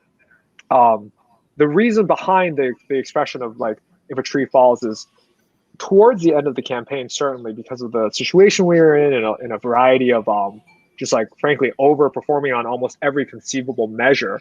There was so much panic and uncertainty about what factors actually led to success. Yes, totally. And that and that uncertainty, or even just the disagreement of like what would cause what things to succeed in what ways. And again, you're out of such a large organization, people. I know everyone's payroll off the top of my head when it was 6. I have no idea what it was for 250. Right? Like you just have different ways of relating, and whatever have you. That one of the things I got very used to saying is that like people give us money to win, not to try. And that is reflective of how I do my work. That is the expectation I hold other people to. If I may, some of Yang's best writings demonstrated this thought process that you said, that you were talking about punch and you were talking about clarity of thought. What's that? Okay, people don't know who we are. Okay, how do we get national attention? What's that? Like, we need to demonstrate momentum. Let's go to these rallies. Like, even if your hypothesis is wrong, you define the endpoint that you need to get to, and then you have these theories you have a systematic way of trying to approach these things. And then when you're wrong, you move on. That's okay. But it's not this like gesture of like, we need to start doubting each other, or like certain like toxic mindsets or certain toxic behaviors, or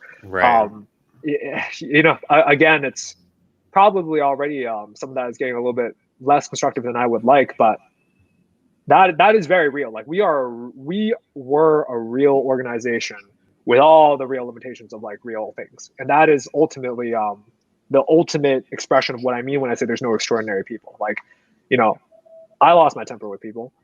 People lost their temper with me. And I think there are, though we did such incredible things, certainly you just go online and you can Google and find all these ways that we fucked up. I'll just choose kind of one of my favorite ones to like keep it even constructive. Dude, I went to Iowa. Like, you went to Iowa and like set the base. And in terms of like finishing this, like, coming full circle, I then went to Iowa to caucus. Yeah, we were there together, different cities. Yeah. That's right. Jasper, Colfax County, and I was viable immediately. I have the photo, and I was one of 22, I believe, of like the 400 counties, or the 400 precinct captains that we participated in. And we went from 5% on first alignment to 1.5% on second alignment. This is all Washington Post. You go look at it. We were the single candidate to lose the most amount of alignment in one round. And I think to myself, I'm like, okay, we just spent millions of dollars on this field operation. We opened up operations in New Hampshire, Iowa, South Carolina, Nevada, and we freaking dropped the ball on preparing our precinct captains sufficiently with enough practice. Like, again, this is not like our precinct captains can't make people. No, we had 5% alignment like right away. Now, is that 15% to be viable? No. So obviously still somewhat inconsequential. I get it. But we dropped from 5 to 1.5, the largest of any candidate. And to not believe that was us clearly not thinking through, wait a second, okay, to actually win, you need to have people who are really good at attracting the people who are our supporters and then retaining the people who are our supporters, whatever have you. Like, that is one of the most public examples I can give of things that we did not do well, that we dropped the ball on. And certainly, like any other real organization, you can imagine all the other examples behind it. So that, and then combined with the fact that politics is so image-based, right? It is so. Yang makes the example. He's like, if some CEO was like tweeting all the time, that'd be a horribly run business. But like for a politician, it's literally his job. It's true. That's probably also a big reason why I never did anything in terms of talking about the campaign, when it was actually my job to help run the campaign, to help run the campaign. But yeah, so it's I'll even close with one more anecdote. I definitely had to tell my friends at one point, like, hey, love your support of the campaign, love that you're into Yang. I am not a spokesperson for Yang. We need to keep the ratio of like Yang / politics related conversation to like friendship or whatever other conversation, like at a fixed ratio, like let's call like 1 to 4. Like for every 4 times you talk about something, let's have like 1 about Yang. And like that kind of balancing of mental things was very, very taxing. Very taxing. Sorry. That still makes sense towards the end? Yes. And there's so many, it's so interesting because we exist, even though we have these like fundamental parallels and alignment, like I feel like we exist on these like, we're like flip side. There's like this like weird, like weird complementary, but Yes. but in some tension, because I remember in our conversations throughout, like, you're someone who like literally, like, I don't know, reads a book a week and like journals, and like you have these things called like work and life, and you're like, I have friends and they're not like, and you draw these lines and you like think very like, and I'm someone who like, my personal Instagram is my campaign. I'm like, Sure. I'm like, there's no lines to be drawn, because someone will always break those walls. So why don't you start out and just like have everything be one, because that's just how the world is. It's not necessarily, there's no normative judgment. It's just like, you're just like kind of accepting that reality. But I know one of the things I can and want to and should be learning from you is like, I mean, I don't think I'll be journaling every day, but like, at least like, in like small incremental ways, just having this like steadiness of like mind and like mindfulness, whatever, like meditate, these like things that let you have this like degree of, you exist somewhat independent from like the outcome of the thing. And like, again, these are healthy, objective things to do. But I felt like, again, in my role in the campaign and like where I was and the way my mind worked and like the value I could add, it was to always like to fundamentally reject that. It was to be like, no, if we're doing this, we have to win. Everything has to be on the line, like nothing like, and so to like take it again, not even a conscious choice, but just like perhaps, just given our sets of experiences and minds and what have you, and time and, and whatever. So many fucking things. I'll say this, if I can just give this quick plug. Please. Startup founders feel that way all the time, and most startups fail. So the brutal truth is that you can try as hard as you want. If the market does not want what you want, then you're going to go bankrupt and you're going to be useless. And so the reason, and that's like the brutal truth, right? If you started Juicero, I'm sorry, no one cared about your business. Right now, like, I'm sorry, if you're going to start a search engine in 2020, you are going to lose to Google, like search for search.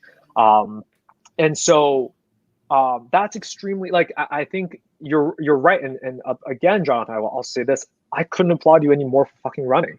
Like when you called me, I hope if there's nothing, I think you've always received it this way, but like why I take your phone calls, especially at the early day, and to see that all you've built in this time is because I couldn't respect any more what you're doing. It's funny, even when you were talking about like, oh, the level of institutional failure, like the experiences that you've had with the corruption so locally is insane. Like that wasn't my experience, right? Like we had an entire team do ballot access. Right. And there are many stories there. I'm like about to start crying, but it's so funny you just mentioned that you had a whole team doing ballot access, because I have some insight for you there. Okay, so many things. What is most important? I think one thing that's important to share. Wow, that was such an interesting thing to hear. It's all sincere, and you know that. No, totally. But just even that particular point about like there was a team on ballot access, and like and like yes, I think the thing that always we always go back to and always rings true is there is no one in the wings, and it ends up being reinforced and reconfirmed in the most painful, shocking, tragic, manipulative, gaslit, torturous ways. And it was super interesting. I'll like share two things, because I think it's so important to your point, like shining a light on some of these things and like being truthful about them and not like bearing them with you is in the ballot access process for this race. There's certain well, frankly, lawyers are in important entities that come up in the context of your favorite group of entities. But Muhan, again, going back to the reality of pandemic politics and the lives at stake, and what really goes on in determining who represents us. We were told point blank, if you so the way it works in New York, like to get on the ballot, certain signature requirement. Again, these are in-person things you sign. Like when we were getting Yang on the ballot, it was like, you know, dead of winter, like totally pitch dark, and we're all standing, freezing our asses off, like in the middle of the street, trying to figure out, like, okay, first we start in Battery Park City, then we're like, oh my gosh, it's like too touristy, and then we're like, okay, wait, we have to get 20,000 signatures. This is to get Yang on the ballot. This is the end of December 2019. And we're like, okay, we don't have any guidelines. We have no idea how to do this. There's like 26 campaigns trying to get in the ballot. Then we're like, okay, you know what? We're going to set an event. We're going to go to the post office tomorrow.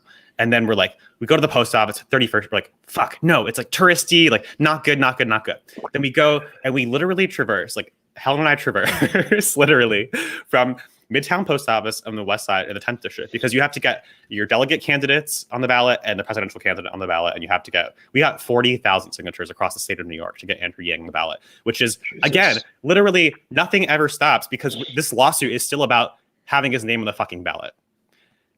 We start in Midtown. We're in the post office where we go to like the DMV, and you like start seeing like people from other campaigns, and you start hearing things come out of the woodwork. So how, Bloomberg pays $10 per signature, what have you. Anyways, dead of winter, we're freezing. Literally, like my skin is peeling off, because like you have to you can't wear a glove when you're doing this, because you have to hold a pen and it has to be legible. And there's all these fucking rules about how signatures get off the ballot. And anyways, we literally traverse, Helen and I. Muhan, there was no team to get Yang on the ballot. Helen and I traversed from 31st Street to like literally 96th Street on the west side of Manhattan to figure out that like we had to be in these high spots of like high traffic, high density of registered Democrats who are registered in the 10th district of New York. Now, this is again, like, just as in everything, we have to reverse engineer and figure out like how do people do this, and like what like money buys you, because there's no money being put in the ballot access part. And it's like, you have connections with a co-op board, so you're able to stand in the lobby. Note this very carefully. If you have the capital or you're the incumbent, this is the difference. You have connections with the co-op board in the city and so forth. So you get to stand in the lobby. No, hold on. It's like -20, you're fucking freezing. No gloves. If you are a challenger, or if you don't have the capital, or you don't have the wherewithal, or what have you, they call the police on you, kick you out of the lobby, and make you stand outside the building because you're trespassing. Wow. Again, and see that the incumbent, or let's say like, someone with more connections and capital, is standing inside the lobby, and like someone who lives in the building. Again, that's so raw. We figure out we have to go stand on like 72nd Street, 86th Street, like in between the subways, like Trader Joe's, high density spots, like find these people, whatever. We get thousands of signatures. We like fall sick in between, because like, you fucking fall sick in these times. And we like go to Iowa, we go to New Hampshire, come back to New York, and then Andrew drops out, and then it's time to do the same shit again to get me on the ballot in the same district. So we're experts now. We know how to get Yang on the ballot. Like we know how to do it. Again, and COVID is coming online. Andrew's dropping out. The ballot access window starting February 25th. COVID is coming online. Like the first publicly documented case happens on March 1st in New York. The public health commissioner, the mayor, the governor, all these people make statements about this. And again, on record, public record, I'm not revealing anything special. Health commissioner saying, again, go in the subways, go in the buses, go support our Chinese businesses, don't be racist, like go out, go forth, whatever. So this is all coming online. And so eventually the ballot access window, which is like a month in March, is cut short. And so there's like so much to this, but I wanted to share one component of this, which is part of the ballot access process is like challenging the petitions of other people, right? So, which means you go line by line by line, every single signature of the thousands of signatures, and you're like, was the date changed and not initialed? Are they registered a Democrat but not at this address? Were they, did they sign it this way, and so on and so forth? And we were told point blank that if we were to, so first of all, we know COVID is coming online, But we also know that like in order to get in the ballot, you have to go out in person to like get these signatures. And we also know that despite all the requests, the governor and all the people, all the Democratic leadership in New York will not change these rules. It's just how it is. So within a week, like again, Helen falls sick from COVID. Couple weeks later, I do. But again, we were told if we were to file an invalidating petition against one of the other people trying to run, it would involve 3 people in person from our campaign, 3 people in person from their campaign, 3 people in person, like 3 to 6 weeks out. So this is we're talking about, this could have been happening still now, this in-person process to go line by line. And so we're told, do you really want to be responsible for the death for a Board of Elections worker? Veiled threat. And some other context around this, again, this is just like in the same way that we have been reverse engineering and figuring out and unfolding presidential politics at the highest levels. And Andrew gives us these insights into oh, it turns out that that fight you heard on the debate stage was actually pre-planned with the network with a particular candidate. That's interesting to know. It's just good to know how it works. Mm-hmm. Good to know as well that I learned that there's these thing called vacancy committees. So on each of your ballot petitions, to get on the ballot, to get these in-person signatures, you list a number of people who, according to the law, it's if you die, they get to appoint your replacement or replace you. So Andrew's the top of my vacancy committee, right? Fine. I was great. If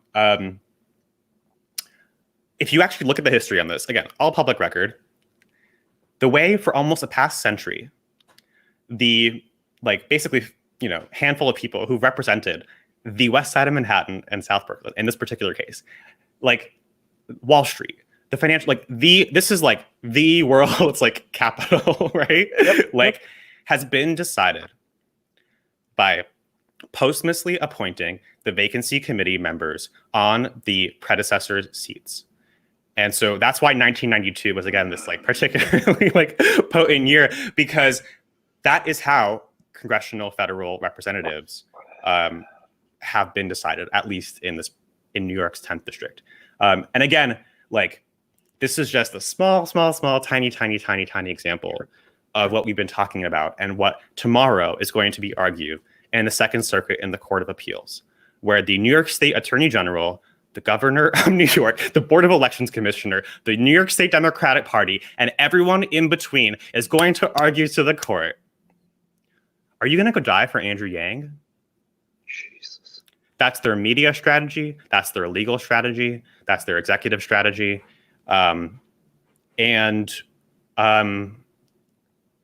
Not just this, but I mean, there's so much to this. It was also done on an expedited basis. And so these things can take years to litigate. But because, Muhan, the primary is in 6 weeks, people get to vote on June 23rd. Of course, it was already made safe by mail by a unilateral executive action by the governor. First, the governor said, no, we can't do this. It's beyond my authority. Then he did it. Same thing with changing the ballot access rules. Moreover, so it's made safe to vote by mail. Moreover, congressional and state elections are still happening on June 23rd. So regardless of whether the presidential happens. But again, the former CDC director said, if New York City had shut down 10 days sooner, this is all happening at the same time, 50 to 80% of deaths could have been avoided. And I mean, we're in the midst of this, and this is all happening at once by design. There's an expedited hearing a week out, literally tomorrow. We're gathering evidence, it's and again, frankly, all of this is just a distraction because it's meant to postpone, delay, bankrupt, and just distract you because there's an election in 6 weeks. By the way, Muhan, we launched our first Facebook ad this past Wednesday. And it's still under investigation, but immediately thereafter, I'm sure you may have seen the screenshots in emails I sent you. You can literally just Google on a computer my name, Jonathan Herzog. Go to the news tab and you'll see it for yourself. There has been, since Wednesday, an indexing manipulation of Google News search results for Jonathan Herzog, Jeff Curzon, who's the attorney, and in some cases, Andrew Yang, where hundreds, thousands of articles. Again, if you Google my name on a computer, hit the news tab, disproportionately with death, murder, suicide, Russia, highly specific headlines such as man walks into dead mom's home, finds body in freezer, or shooting, suicide bombing, top NYC doctor commits suicide due to trauma by COVID, former Clinton Lewinsky scandal whistleblower dies, with the same false lead. Attorney Jeff Curzon representing Yang and congressional candidate Jonathan Herzog. Again, literally just Google it for yourself on a computer, hit the news tab. A deliberate disinformation campaign, all by local affiliates owned by Sinclair Broadcast Group, which if you don't have any context of, please do Google and learn about what Sinclair Broadcast Group is. But the short of it is they own 76% now of local news affiliates in the United States. And they're essentially like a Trump affiliated arm, or like at least aligned with. And if you look, again, you can just YouTube like Sinclair Broadcast Group, and John Oliver had a good expose on it. They have all their reporters like read the same line. Like, again, they control 76% of all local news organizations in the United States. And so this is how, when you Google news search on a computer, Jonathan Herzog, you'll see an article on the first page from August 2019, Alligator Eats Girl. This is a local news affiliate in Florida with the same false lead. Attorney Jeff Curzon representing Yang and congressional candidate Jonathan Herzog. Next article on the same page. Mexico man kills two men. Again, literally just Google news it on a computer. The point is, this stuff is very serious, and I know we have our own personal arcs and narratives and connections to this fascinating world that we've been kind of thrust into, and this is very serious. This is ongoing. This is as Nancy Pelosi herself once said, power is never given; it's always taken. Amen. And I'll like quote you as well, where you say, you agree with many before you that the arc of history is long, and it may bend towards justice, but only if we make it so. There's no natural order. There's no inevitability. There's no teleology. There is no one in the fucking wings. No. If you ever needed any more confirmation, you have now heard from the first hire on Andrew Yang's 2020 presidential campaign to confirm with you just that. So I have concluding and parting thoughts and asks of people, but I want to let you kind of respond to this or provide your own conclusions and reflections for people tuning in. Jonathan, I've been so grateful to have this as an excuse to connect more and hear more about your experience, because much of this was new knowledge to me. And what I'll say is that at the end of the campaign, you did have what I joke very darkly about as like different strains of idealism. And so what that meant for me was, at the end of the campaign, in many ways, I was out of fucks to give. I was like, dude, I just spent 3 years, like a campaign that lasts 8 months is considered long. I just spent 3 years on the campaign. We made the case to Americans that we wanted to give them $1,000 a month. And Iowans were like, nah, B, I'm cool. I'm kind of out of fucks to give. And that's why I respect and love and support people like you who run, and probably also why like I also own that I'm like a non-contributor right now. It's this system, and this is frankly also why I'm so glad you shared that. And gosh, offline, if ever I can be more of a resource, I'd love to support more too. But that's why founder psychology, so much as candidate psychology, is the great unknown. It's the great variable because nothing's going to break you except for you giving up. But the problem is you never know what is going to be the straw that breaks the camel's back. And you're just going to have this battle from all sides. And so I suppose I unfortunately don't have much uplift there. But one of the things certainly that, this sounds cheesy, but early on in the campaign when we were talking with Yang, or I was working with Yang and we were talking about donations, we were talking about fundraising.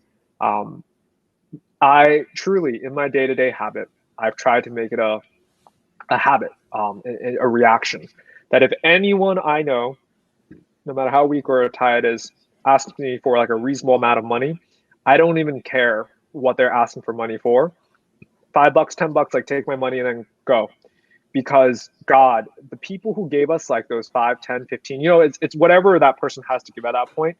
They don't realize how disproportionately encouraging that like vote of confidence, that vote of support is when you're fighting against a system. Because otherwise, like every single like it's the lack of oxygen that kills candidates and hope more than anything, right? It's always dying with a whimper. So certainly, like one takeaway for me is like support means nothing. It doesn't mean anything unless you're giving your time or your dollars, ideally both. But that I had not known this like specific incarnation of the darkness that you were talking about. But unfortunately, it's not particularly surprising. It is surprising to hear it's so grotesque and so explicit on such like frankly, it's like what you said, someone that you love and care for.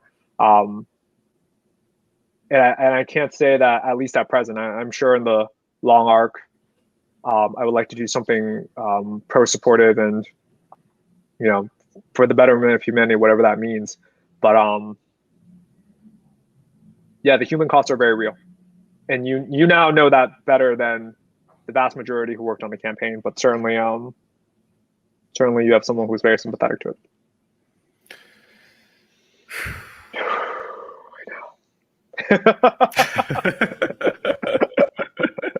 I have to say one thing that's been, I tend to be like, I can, depending on my environment, I like can, the like sort of isms of others can like seep into my being.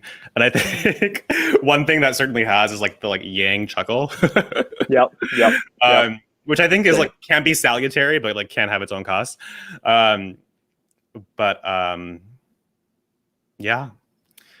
I think so two things I'll say. One, and I'll do this shameless plug for him. Again, Muhan Zhang, you need to follow, subscribe, go to muhanzhang.com in the true spirit of the need to self-promote and all the things that we have talked about, and the fundamental constant need to sell. You need to follow Muhan Zhang at muhanzhang.com. And I'll say this categorically and truthfully, he will be writing the seminal book about the campaign. And not to, but he will be writing that book. And he has already shared his writing with us in a very poignant, thoughtful, articulate way. So when that book, I just got a secret note of something I have to make sure to plug. When that book is ready, you need to support it. You need to pre-order it. You need to, like, here's the thing, again, tying in so many of the motifs and realities of our time, like, we get to decide. Like, publishers, this, that, rah, like, none of it, like, we are our own, again, permissionless, infinite scalability, and internalize this truthfully. So when this book is ready, and even before then, support him, in his writings, in his reflections, pre-order it, commit to supporting it, because there is no one in the wings. Sure. And I'll say for ourselves in a self-promotion way, the note I was passed was to mention that, again, in the context of like COVID, that we actually haven't even fundraised. And so it's so interesting to your point about fundraising and the campaigns, but we actually haven't fundraised. I've been like running for what, like, I don't know, 10 months or something, apparently. I have never fundraised since like before the first day. I have never fundraised, and we still haven't. And now, times are different. We have 6 weeks, and times are different. But I will say this as a self-promotion. I wrote this down because I can't forget to say it. Go to herzog2020.com, sign up to volunteer, join our distributed digital team that you can work from within your self-quarantine, within your silo across the country. Donate $18 at herzog2020.com to put our Facebook ads in front of 2,000 more New Yorkers. It's $18 to put the ad in front of 2,000 more registered Democrats voting in the 10th district, who are all voting by mail. And also, if you can, max out and give $2,800 at herzog2020.com to help fund our legal effort to put a stop to the systematic disinformation campaign that is targeting me.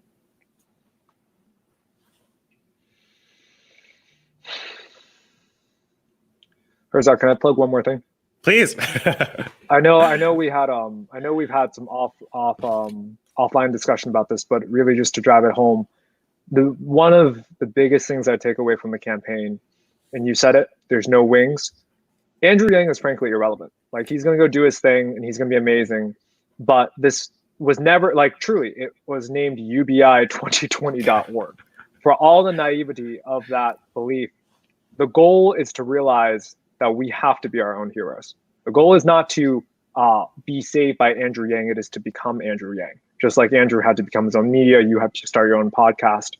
And that's terrifying, and that's not easy, but that's the takeaway that we're supposed to have. So very great, but couldn't agree with any more with everything that you said. All right, well, with that, this is just the beginning, but love you, man. Love you all. And let's really take this all to heart, digest it, process it, and act on it. Mm-hmm. Jonathan, such a pleasure. And to everyone in the audience, thank you so much for your time and your attention. But it was fun, and I hope we do it again, Jonathan. We will. Sounds good. Have a good night. You too.